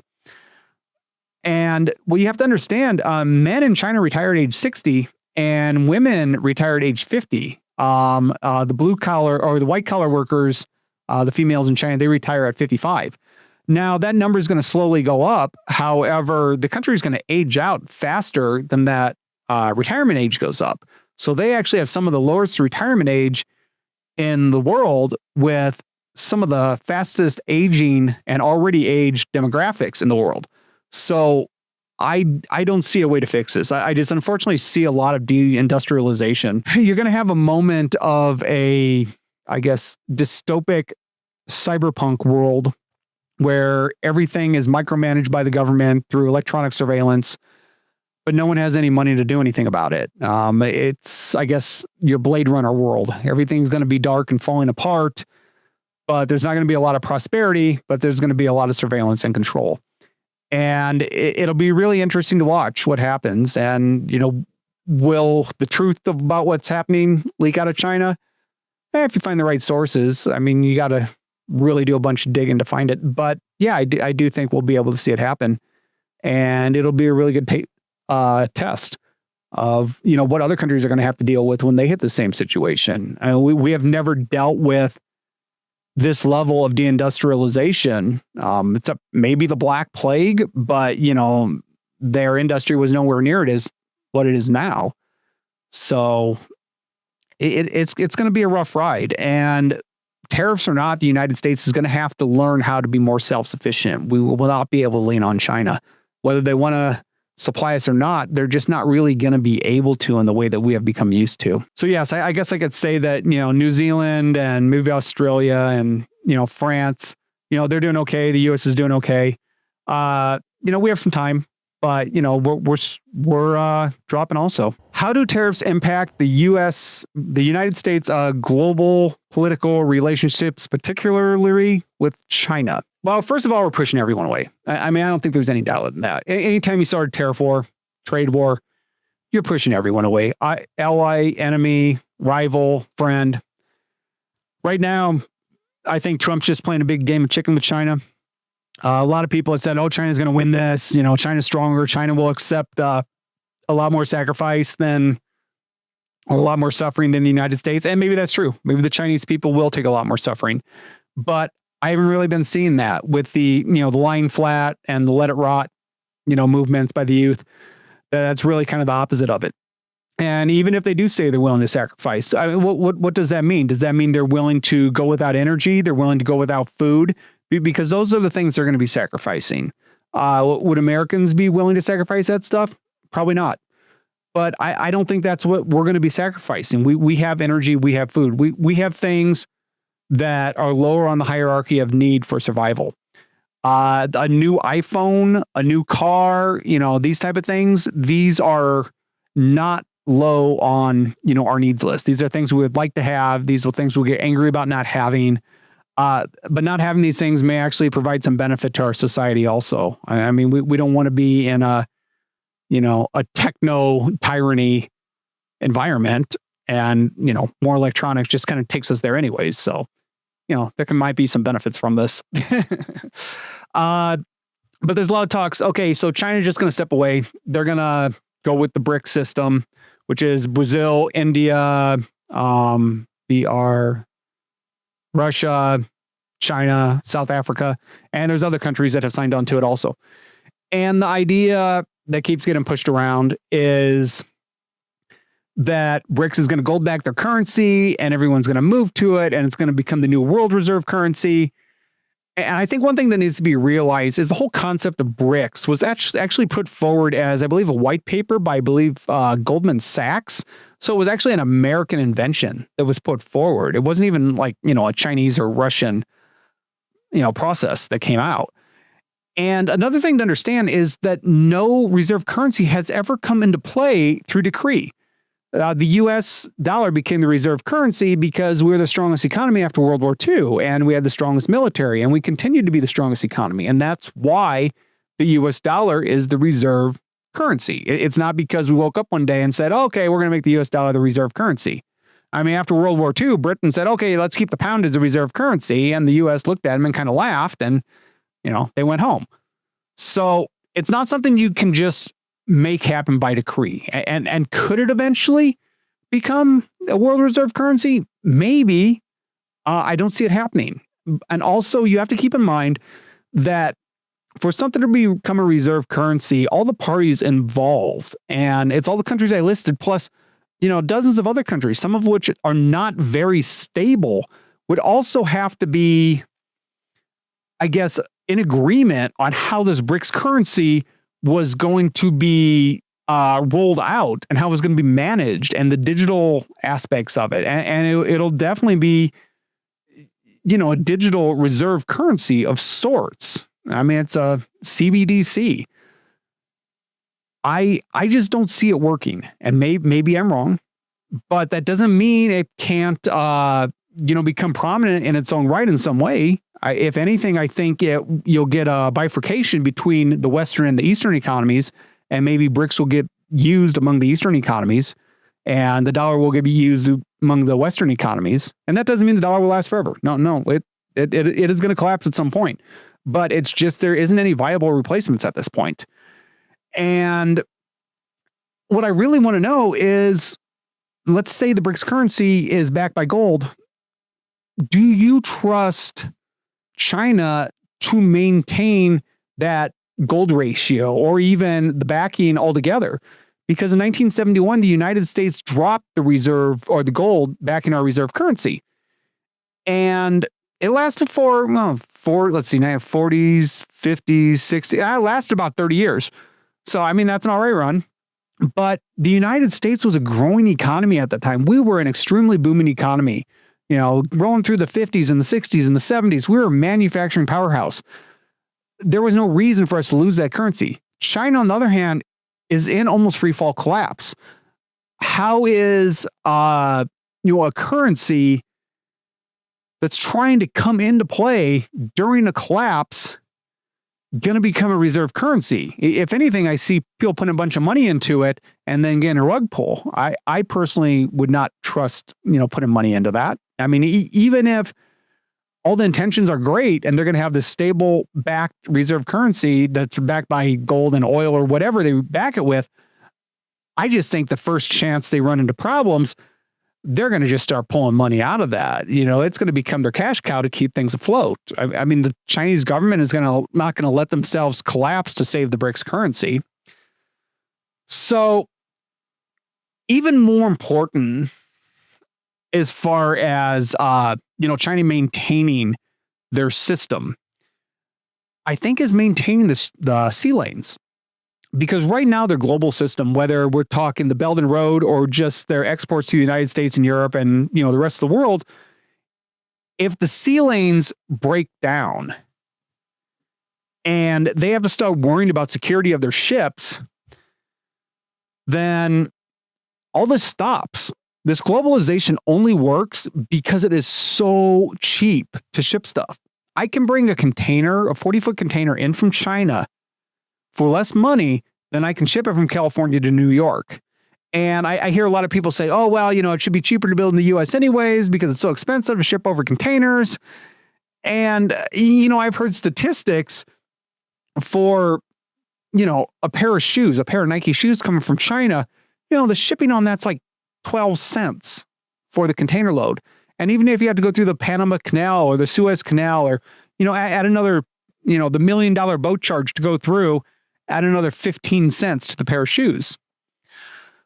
So it's really dependent on this cheap shipping. As soon as that goes away, which I think it will at some point, because at some point when countries get desperate, they're going to start doing desperate things. And that includes, hijacking ships or bombing ships, or if a war breaks out, if we have a world war or even a major regional war, you can pretty much kiss the end of, large scale maritime transport because it'll just become too risky. I mean, you take down a container ship with 20,000 container units on it. I mean, you're talking billions of dollars of product on one ship.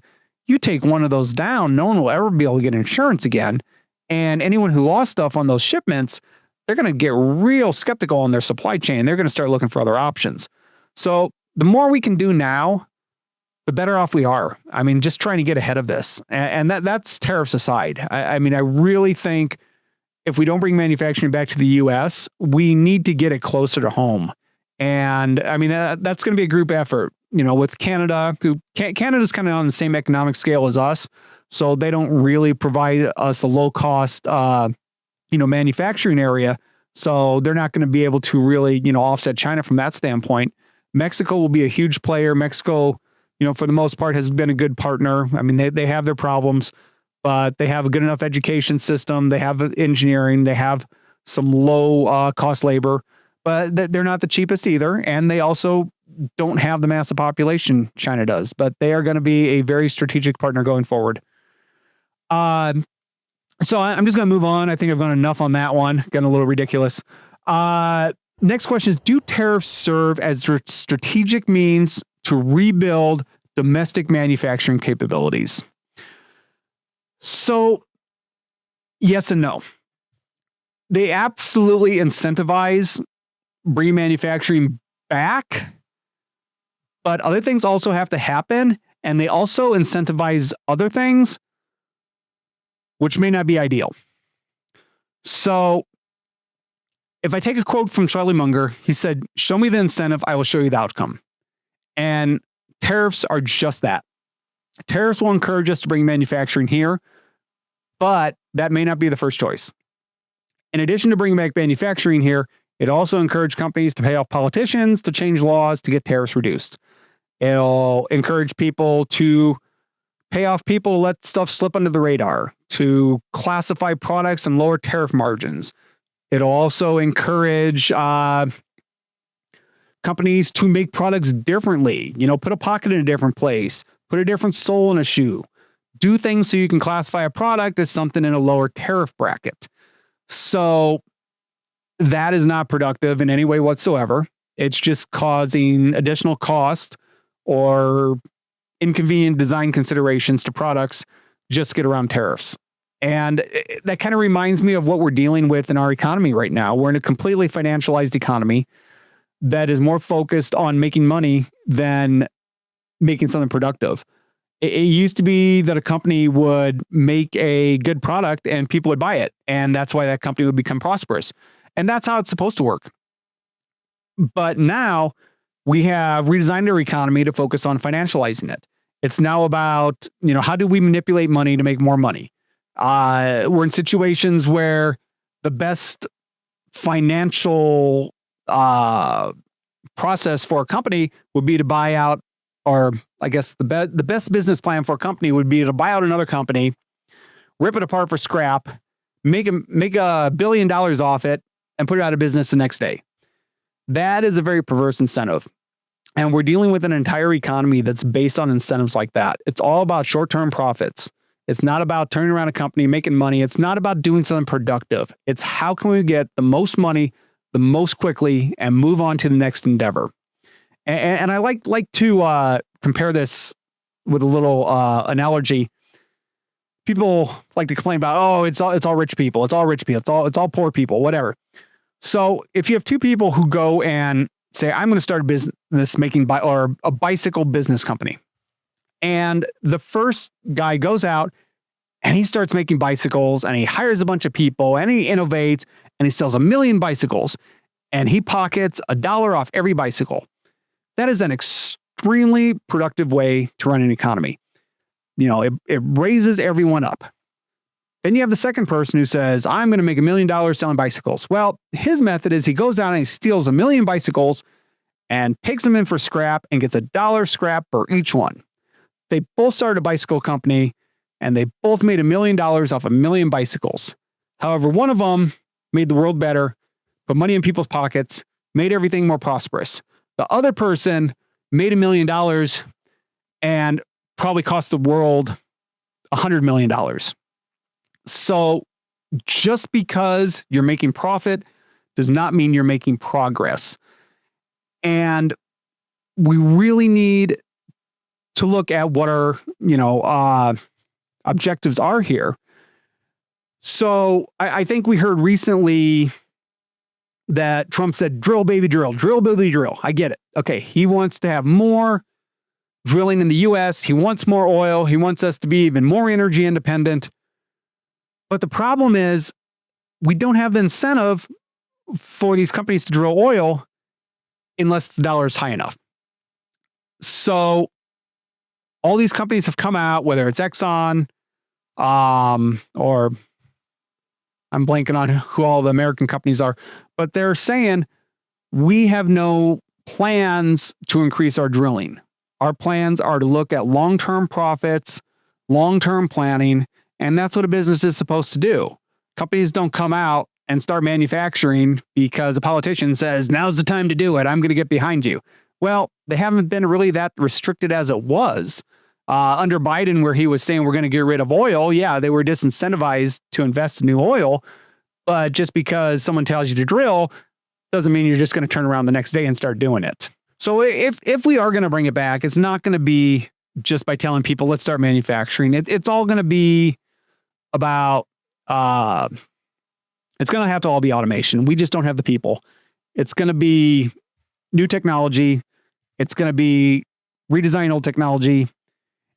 And if we're looking at bringing back an industry that hasn't been here in 40 years, we're going to have to find a lot cheaper way to do it because a lot of people have figured out how to do it a lot cheaper in those 40 years. And there's no way we're going to incentivize bringing it back without automation. And we're going to have to figure out how to get automation cheaper. And right now, China has the cheapest automation equipment. So we have our hands full. However, on a bright note, the United States has some of the most productive workers in the world, and we have the best entrepreneurs in the world. So if anyone can make this happen, it's going to be us. But it's not going to be easy. and we're going to have to work a lot of hours. And luckily, I guess we're used to that. Either that or we're going to have to start consuming less. And I don't see a problem with that. We are way over consuming, and we need to focus on things that are more important to us. So on to the next question. Can China's manufacturing sector remain competitive amid rising labor costs and shrinking workforce? Since 2000, there's been a 15-fold increase in the cost of labor in China. However, their economy has only increased by 3.5 to 4 times. China is no longer the low-cost place to make it. China is the place to make things because they have built up such a massive industrial infrastructure and shipping ports, and they just have the whole system there. You can't just turn that off and turn it on somewhere else. I mean, we're talking 40 years of building that, and mostly in like the last 20 years on just hyperdrive. So they are still going to be our supplier. Even if tariffs go back up to 145%, there's certain things that they can build so well and so cheap that we're just not going to be able to do it. I mean, maybe we'll get some automation. Maybe we'll get some stuff made in India, but there's just going to be a lot of things we're going to do without. And honestly, those pink slippers that, make funny noises, glow and talk to your iPhone, I don't know. I can probably live without them. I don't know. Maybe you can't, but we could probably do without a few things. Okay, next. Are globalist trade policies harming American workers and enabling foreign exploitation? Well, yes, it is. It's definitely helping the American consumer. I mean, anytime you can buy something cheaper, that's great. I will gladly take things that are cheaper. However, it is severely hurting the American worker. And with AI starting to take over a lot of the white collar work, we're going to have to reinvent the entire workforce in the United States. And I'm not saying we need to go back to, manufacturing, cheap widgets. I think we're past that. And if we try to go back to that, we're just going to turn back into, an emerging economy and no longer a first world economy. We're going to have to really evaluate what can humans do, what can robots do, what can AI do, and where's the value added for the people. And that's really the only way forward. And we're going to have to really sit down and say, what things are important for us? What do we need to have available to purchase? And what can we do without? I mean, your Bluetooth spatula may have to go. You may have to actually look in your fridge to find out what you need to buy. And we may not be able to buy as many cameras to surveil everyone. So I know you're all disappointed by that, but we will get through this. I promise. And we also have to factor in, we just don't have the training anymore. I mean, we don't have all the engineers and all the technicians to do this stuff. I mean, we have hollowed out our skilled technicians. It's at the point right now that electricians and plumbers and, even like bricklayers and, some of the lower skilled trades are making more money than a lot of college graduates. They have real world skills that are in high demand that, people just don't know how to do anymore. I mean, anyone can go in and learn how to use a computer and, become a social media influencer. I mean, look, I can do it. It's not hard. But it's going to be a lot harder to build back industry and envisioning new industries that didn't exist before, because we're not going to get through this by going backwards. We're going to get through this by going forward and coming up with new ways of doing things, whether that's through, 3D printed additive manufacturing methods, new CNC products. I think a lot of the smaller scale products that allow small companies to do manufacturing that was previously reserved to larger corporations is going to help a lot. But we're really going to have to embrace this. It's going to have to be just, a new paradigm shift into a different way of thinking about and doing things if we're going to move forward.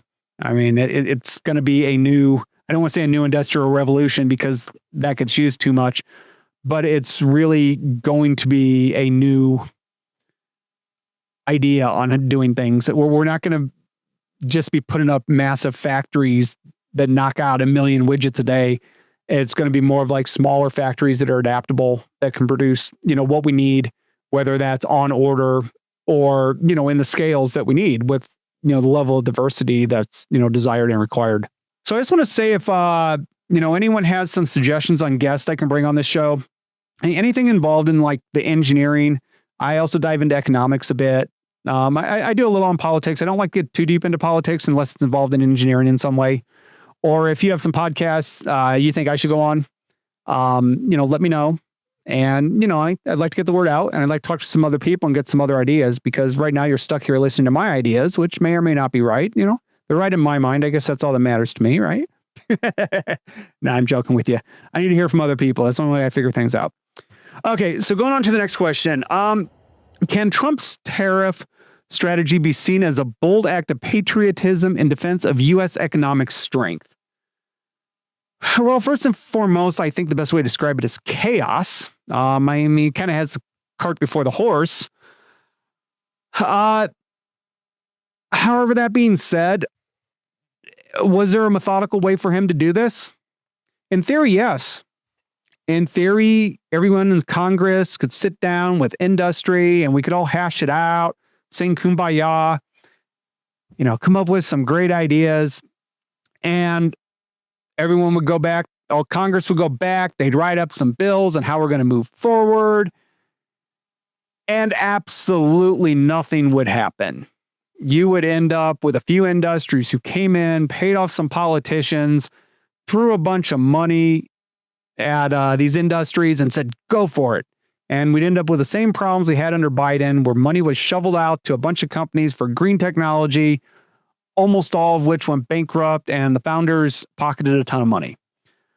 So no, I do not have any belief that Trump or anyone would be able to push this through in a systematic political manner that would revitalize the U.S. manufacturing base.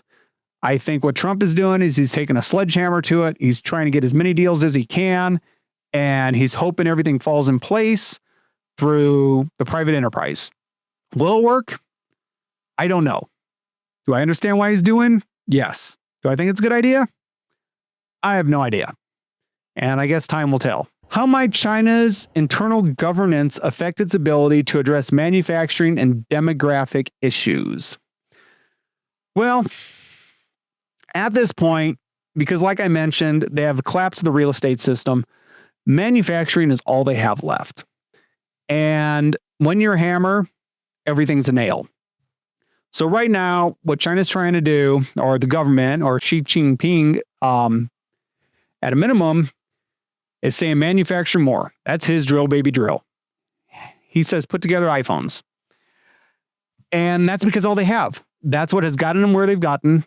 They are too late in this game of collapse to reinvent themselves. It's just not going to happen. So he is trying to manufacture more to get stronger, because that's what has made them stronger. All I think that's going to happen is we're going to get a faster race to the bottom, and we're going to get to the point that none of the companies are profitable, and the Chinese government is going to have to put so much money into these private companies that they're just going to collapse. And it's a short-term Band-Aid. It'll keep people working, and it'll keep them out of trouble, and it'll hopefully keep them buying some Chinese-made products. But I just don't see how this survives in the long term. We can already see they just have complete ghost cities. I mean, unless they're going to just keep making more and more ghost cities and, trains to nowhere, I don't know what their long-term plan is. Because without the U.S. market, everywhere else is just kind of manufacturing to keep alive. Yeah, it's at the point they're just completely liquidating right now. They're starting to sell products by the kilogram because they just need them moved. Their warehouses are getting closed up. They're losing their leases because they can't pay them. All the workers are losing their jobs.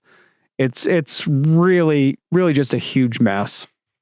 And they really haven't climbed the value added scale enough. Instead of, going to higher and higher value products, they're like, how can we manufacture more and more and more? They're focusing on owning industries. They want to own the steel. They want to own the rare earth minerals. And it's not so much, rare earth minerals are so rare, we have them all, or, they're so complicated to make, or we're the only ones with the technology. No, they just did it really cheap. I mean, they're very environmentally damaged to extract. This stuff exists everywhere. It's just, why would anyone else want to produce it when China's willing to destroy their environment, make them cheap, and flood the market? And that mentality is never going to get you to the top. And unfortunately, it's just going to race you to the bottom at some point. And like when the Chinese government says, we're going to get into an industry, what happens is anyone who wants to start a company, let's say electric vehicles, comes in and you have 100 companies who are like, we're going to make electric vehicles. And the Chinese government throws money at all of them. And within a couple of years, they're all fighting for the market so much that no one's making a profit. And you end up with like one or two companies that, is technologically advanced and they're making a profit and they're really taking the market. And yeah, I guess that's survival of the fittest. But when you have the government backing that many companies and realizing that if these companies go out of business, you're dealing with millions of people who are out of work, they're going to keep pumping up these businesses, even if they're failing. And yes, it's a way to keep a command economy going, and it's a way to, keep protest and civil unrest at a minimum, but it's not a way to, build an industry in a productive manner. Hey folks, quick break here. If you're enjoying the content and getting value from the engineering question and answer, design insights, and manufacturing topics we cover, please consider following or subscribing on your favorite platform. It really helps the channel grow and reach more people. If you'd like to support the show directly and help me improve the quality of what I bring you, head over to rebeleng.us. You'll find links to Patreon, Buy Me a Coffee, and others there. And while you're on the site, feel free to suggest topics or reach out about your own engineering projects. Thank you for being part of this community. Now let's get back to it. But yeah, going on to the next question, can China's current industry infrastructure compensate for its demographic challenges?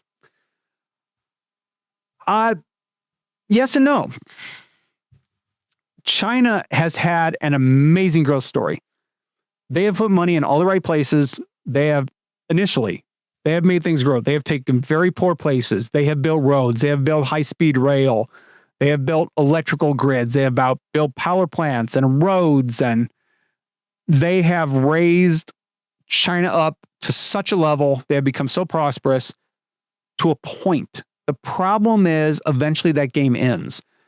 You cannot just keep shoving money into infrastructure and think you're going to continue to have growth.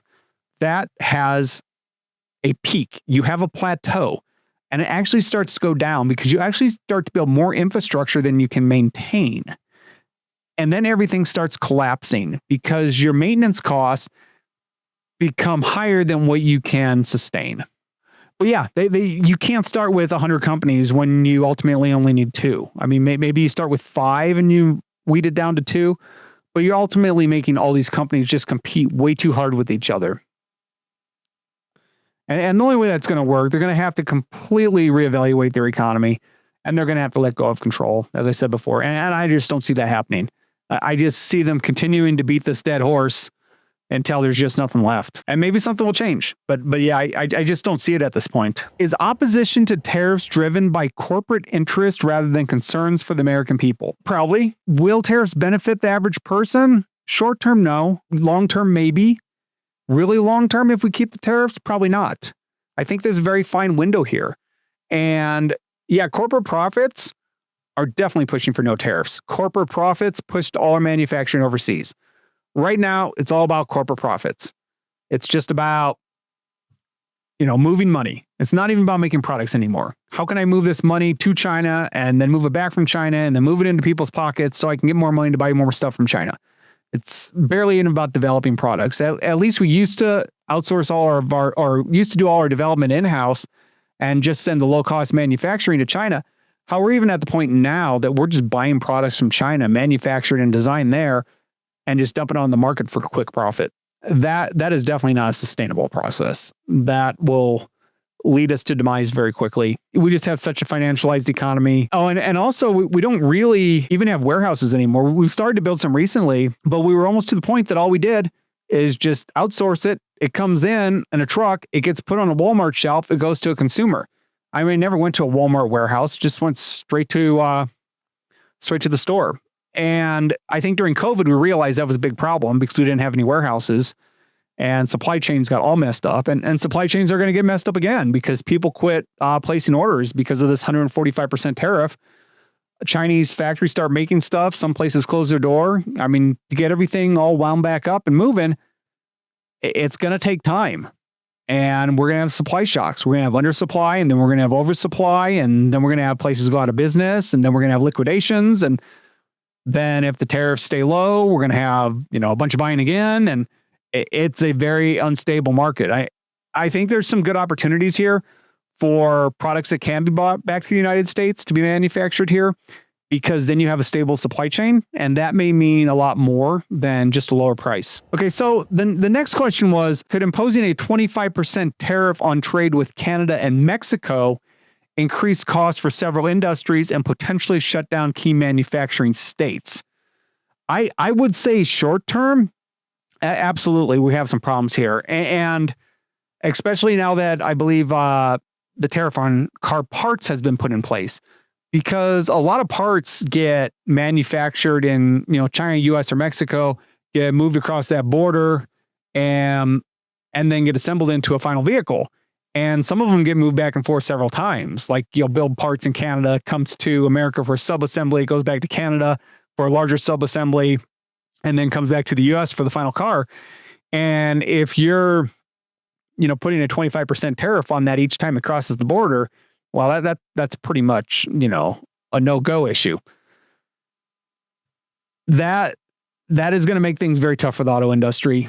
And I think we're going to see that in especially like Michigan, where we have a lot of cross-border production, and especially in Texas, because they're super integrated with Mexico. And we also have to look at this, like after or during COVID, all the manufacturers decided to only make their most expensive model because they could only get so many chips, and you put the same chip in an expensive car as a cheap car, so let's only make the expensive ones. So that drastically raised the cost of cars already.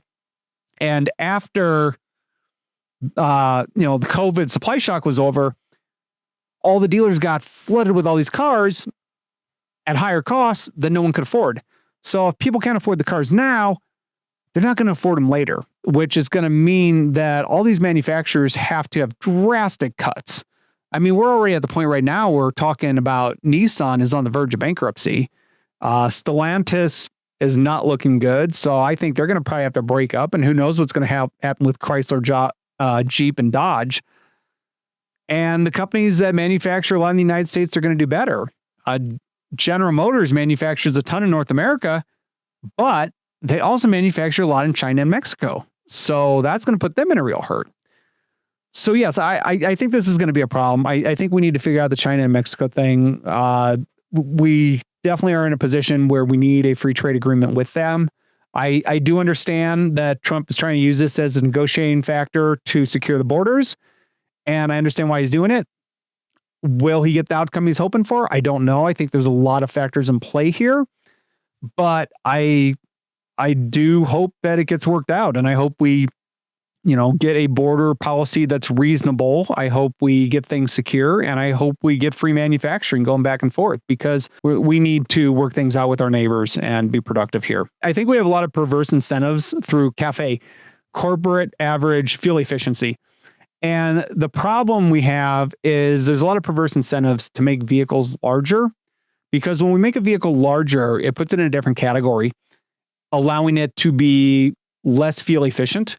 We need to renegotiate how we look at fuel efficiency, and we need to encourage smaller, more fuel efficient vehicles. There's actually a pretty big demand for small pickups. You can see by people importing the little cake trucks from Japan that are, little death traps if you put them on an American freeway, but they're little trucks and they're cool and people like them. And most people don't need a big truck.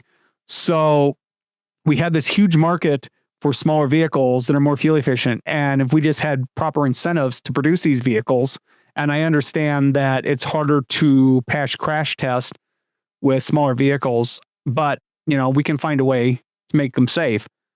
That's the only way we're going to make cars more affordable and reduce our need for, energy at the same time, which would be great. I mean, it's great that we have energy, but if we could use less of it so it lasts longer, That would be great. Okay, next. Could Trump's tariff inadvertently harm American workers and industry? So yes, layoffs for trucking, transportation. I mean, we're already seeing that. That's going to be a lot of unemployment. That's definitely going to hurt the economy right off the bat. You're definitely going to run into a problem with assembly lines where domestic suppliers need parts that they can only get from China. And if it's a critical part that's not overly expensive, they're just going to pay the tariffs for whatever it is to keep the line going. However, that's going to cut into the profits, and companies that are on the verge of being able to stay in business, it may push them over. And, maybe that's good for some businesses and it'll open a market for a more lean and productive company. But short term, it's definitely going to hurt. And right now, we're definitely in a calm before the storm, but hopefully the darkness from that storm will lead to light. I don't know. But if we play it smart, we will. We'll become stronger and we'll become more productive. So if there's any of these topics that you want me to do a deeper dive in, let me know. I'm doing a really broad overview on a lot of different aspects right now. Okay, next question. Do proposed reciprocal tariffs risk creating economic chaos leading to a bureaucratic nightmare and undermining U.S. consumers and business? Well, first and foremost, I think Congress is completely non-functional. I think we're already in the middle of a bureaucratic nightmare. I don't know that trying to work more with Congress is going to make anything more or less productive. That's not a woohoo, let's go, let's just do tariffs because all hope is lost. That's, we need a better way to think about this. We have to, reduce regulations. We have to incentivize, smaller companies to innovate. And we're going to have to just rely a lot less on the federal government because I just don't see them coming up with any realistic solutions moving forward. I really think, does Trump have a grand strategic plan? I think he has some grand strategic goals. I don't know that he has a grand strategic plan. I think he's kind of shooting from the hip. I think he's kind of trying to see what everyone does and he's kind of reacting to it. Is this a long-term strategy? Is he playing 4D golf or, is he talking to aliens or I have no idea. I don't try to get in Trump's mind. But I do think he has some goals on where he'd like to go. And I'm not saying all his goals are good. He has done a lot of things I'm very unhappy with, but hopefully Make America Great Again has something behind it that we can, shoot for. But I guess time will tell. I think if you piss off Trump, things happen in a certain direction. So let's hope it's the right people who piss him off and not the wrong people. Okay, next. Are consumers bearing the brunt of tariff-induced price increases? Yes. So consumers bear pretty much all the brunt. And that could also include businesses who are a consumer and a seller. I mean, everyone's a consumer of someone. So hopefully this will lead to better wages. As things become unavailable, there will be more desire to hire people who can provide those things. And hopefully that'll lead to higher wages. Now, does that mean you'll be able to buy televisions for $100 when your wages go up? No. Your cost of things are going to go up and they're not going to come back down. We might get lucky that a few industries become super efficient and the price goes back down. But overall, things are going to get more expensive. But on a bright note, hopefully that means that food and housing become more affordable for the average person. And I think being able to more easily afford your rent and your food would mean a lot more to people than saving $100 off an iPhone. So what would happen is we'd have to go back to kind of a system we had a little bit before where when you needed a product, you would buy it and you would buy that product to have it for the next 10 or 20 years. And if that product broke, you would fix it, but you would always have a good quality product. And that's going to open up a lot of new industries for people to, repair products that are meant to last. And I understand electronics and stuff change quickly, but there's a lot of products like appliances and furniture that we don't need to replace and we're perfectly happy with as long as they keep working. I mean, no one wants to replace a refrigerator after 2 years because, your linear pump on it decided it was a piece of crap. So we're going to have to focus more on products that last, and we're going to have to accept that we're going to have to pay a lot more for them, and we're going to have to learn how to repair things that broke. And I guess moving forward, yeah, we may not be able to buy all the things we want, but we already have a lot of stuff.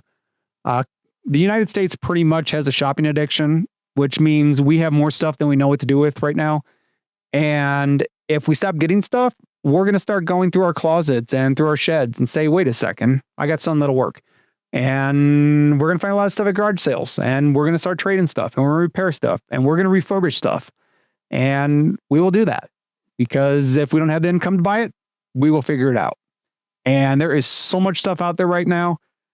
I do not see us having a drastic shortage on most items for a very long time. So I'm kind of wondering, I mean, what do you think? What do you think consumers are going to do? Are they going to accept this, or are they just going to fight it? Or, I mean, I think people are going to accept a lot of things as how they are and say, wait a second, I don't need that. Why did I need that? And start worrying about things that matter more. Hopefully.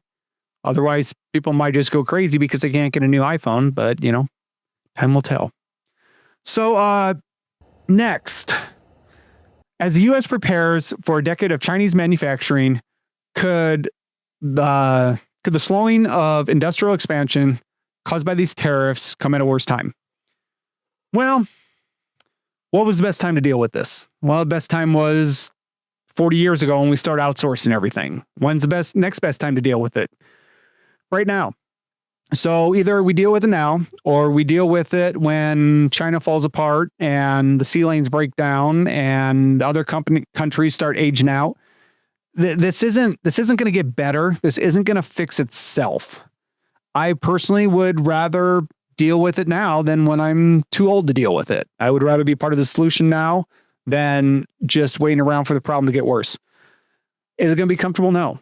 But our best thing we can do right now is look for opportunity. Even if these tariffs go away tomorrow and everything goes back to normal, all we're doing is postponing the inevitable that at some point we're going to have our come to Jesus moment and say this isn't working anymore.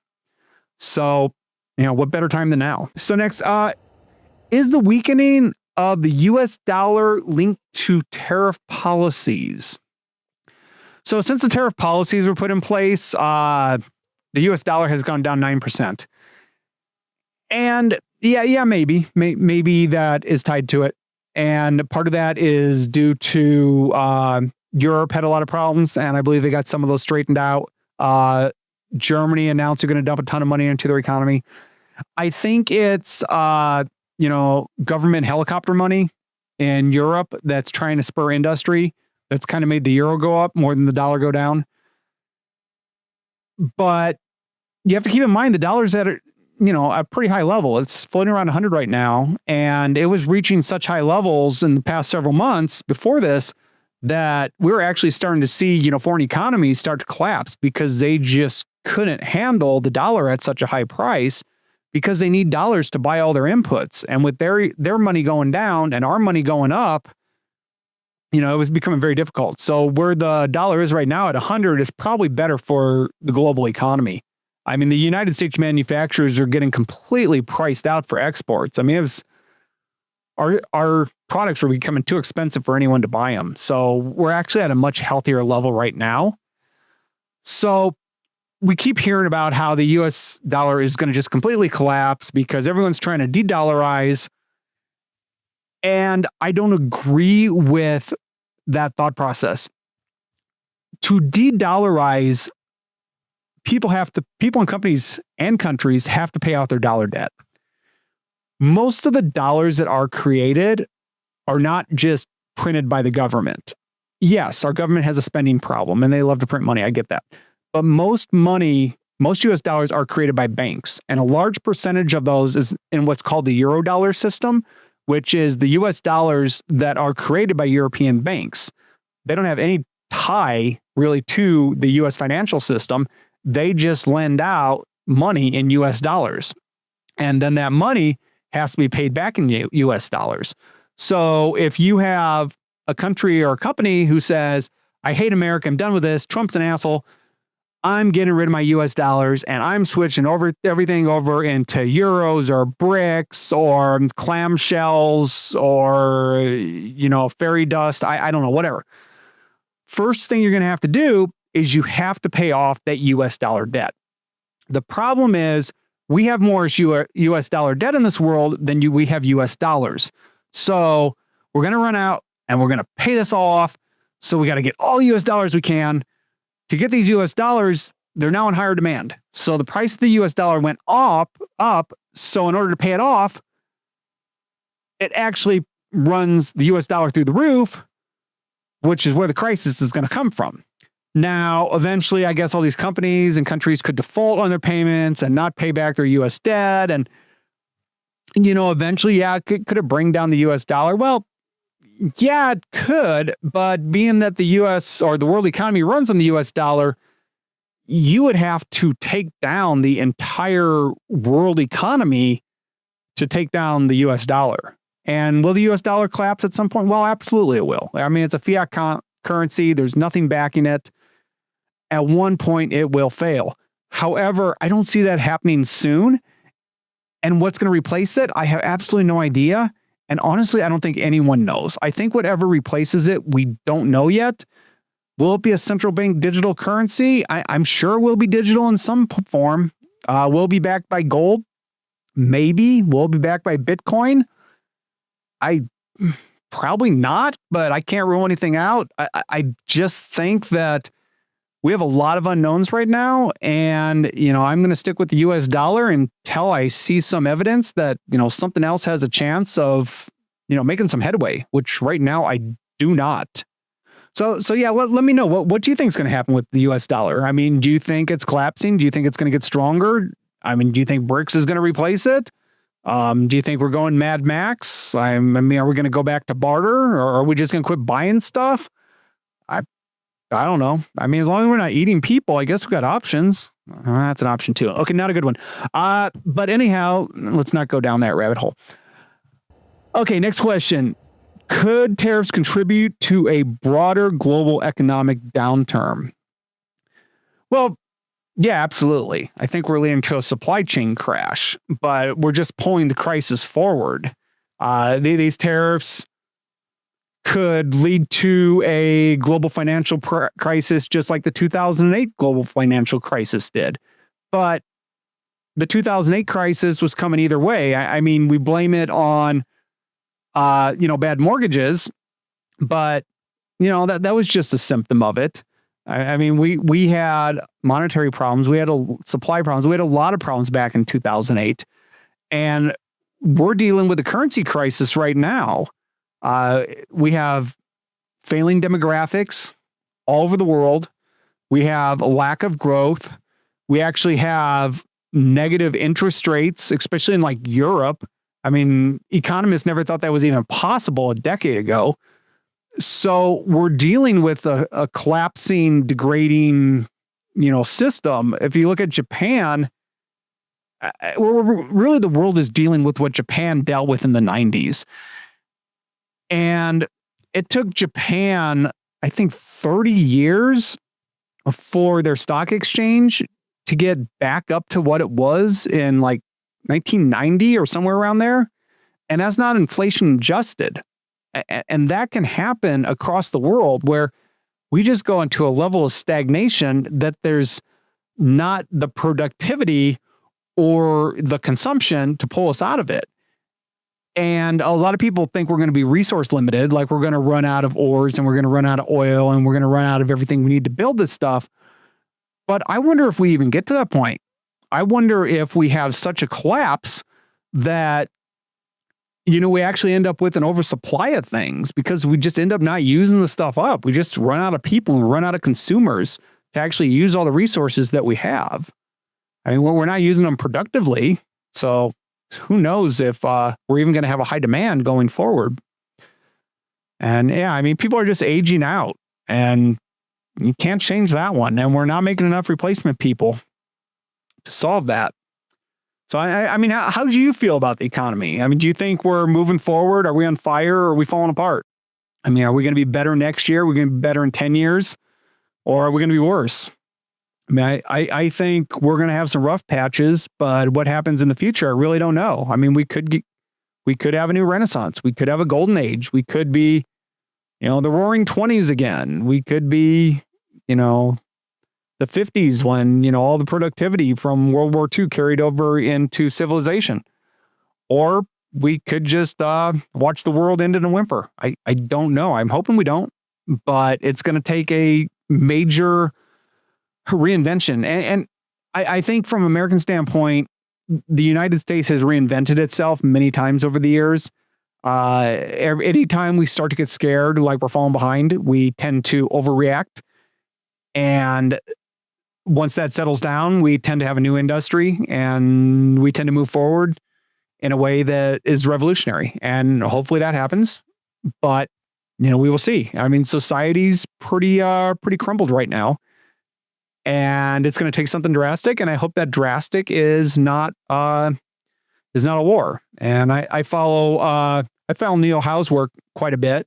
And so if that's something that interests you, we can discuss that a bit. The fourth turning, I'm pretty versed in that. And we can definitely talk about how that relates to, manufacturing and society and engineering and innovation.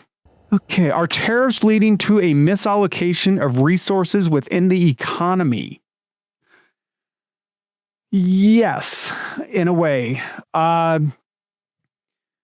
Tariffs, I think, will lead to some good, and that's mostly in reinvestment. And we've needed to reinvest for a long time. So how fast that'll happen, I don't really know. How much that'll happen, I don't know. However, short term and long term, if this is poorly executed, companies are going to be looking for what is my cheapest and quickest way to solve this problem. Is that paying off a politician? Is that about going around the rules? Is that about reclassifying products? Is that about, fudging anything I can? Is that about finding the cheapest labor at any cost? Is that reducing the quality of my product?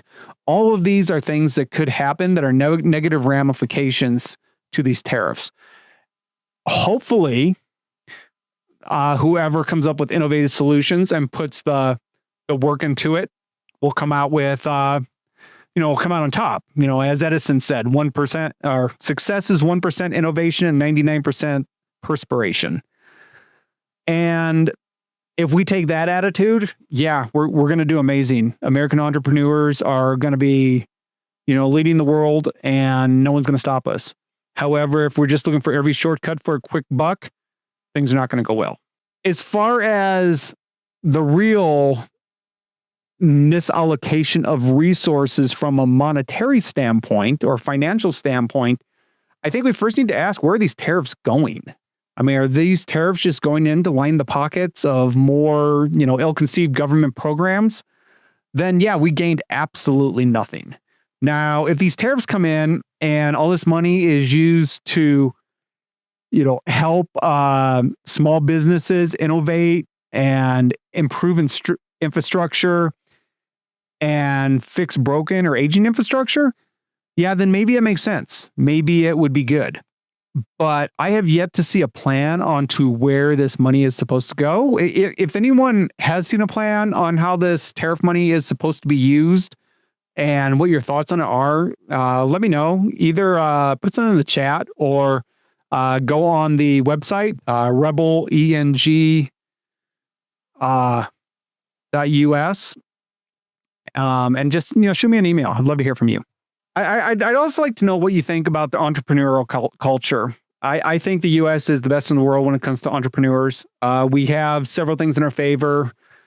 We have looser regulations in some areas that allow for entrepreneurship. It's pretty easy to start a business, but then we have a lot of regulation when it comes to, maintaining a business. And we really need to do something about that, or we're not going to fix anything. Big businesses, they love regulation because they're the only ones who have the resources to actually follow these regulations. So it eliminates all the competition. And without regulation, the big businesses just run over everyone. So I think we really need to have a tiered regulation system where once a company reaches a certain size, they have to work under certain regulations, but small companies have very few regulations because that's the only way they're going to get going to the point that they can ever compete with the larger companies. And if we don't have these smaller companies competing, we're going to continually be forced to use, subpar products and services because there's really no incentive to innovate out of it if they own the whole market. So I think it's absolutely imperative if we are going to get ahead and not fall behind China. I mean, we've already fallen behind China in a lot of areas just because our regulations and our greed for corporate profits in the financialized system has allowed us to fall so far behind. Now, the only reason that China hasn't completely ran us over is because first they have a command economy, which can be very inefficient and very restrictive. And also they're just aging out. They just are running out of the people to compete with us. So if it wasn't for those two factors, I would have very negative thoughts as to the prospects for the United States.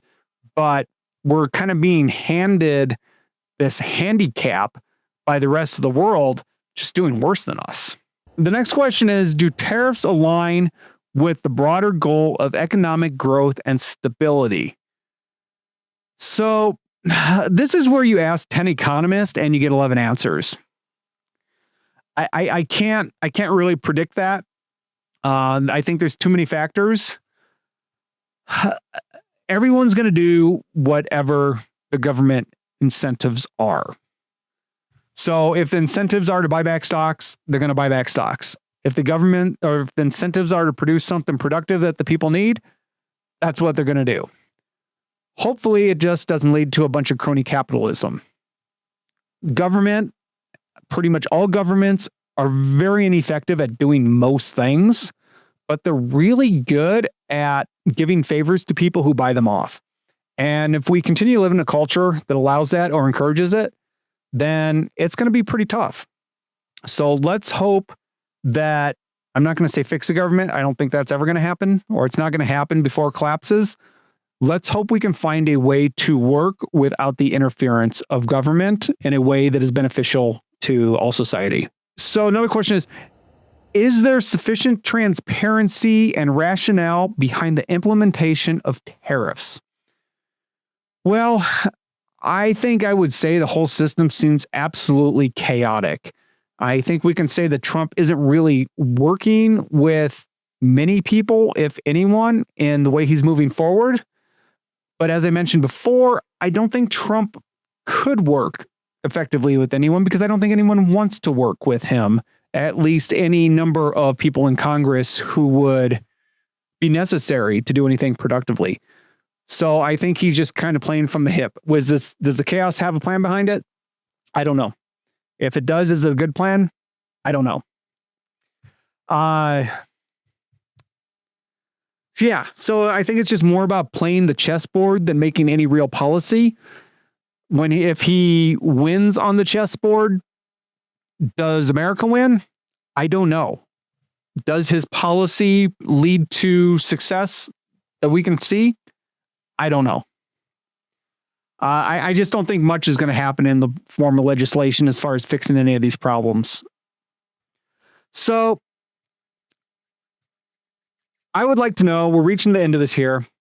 What did you like? What did you not like? Is there something I oversimplified? Is there something maybe I'm completely wrong on, have the wrong perspective on?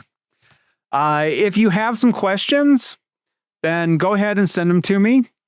I really would like to thank you for taking the time to listen to me. As I said before, you can go to Rebel Engineering, REBLENG.US. Let me know where you'd like me to go in the future on discussions. Like I said, any engineering topic. I usually cover mechanical engineering, manufacturing, but I kind of went on a diversion for tariffs today just because it's such a hot topic, and I think it is related to everything we're going to have to deal with going forward. So I enjoyed our time together, and thank you very much, and hopefully we can talk together soon.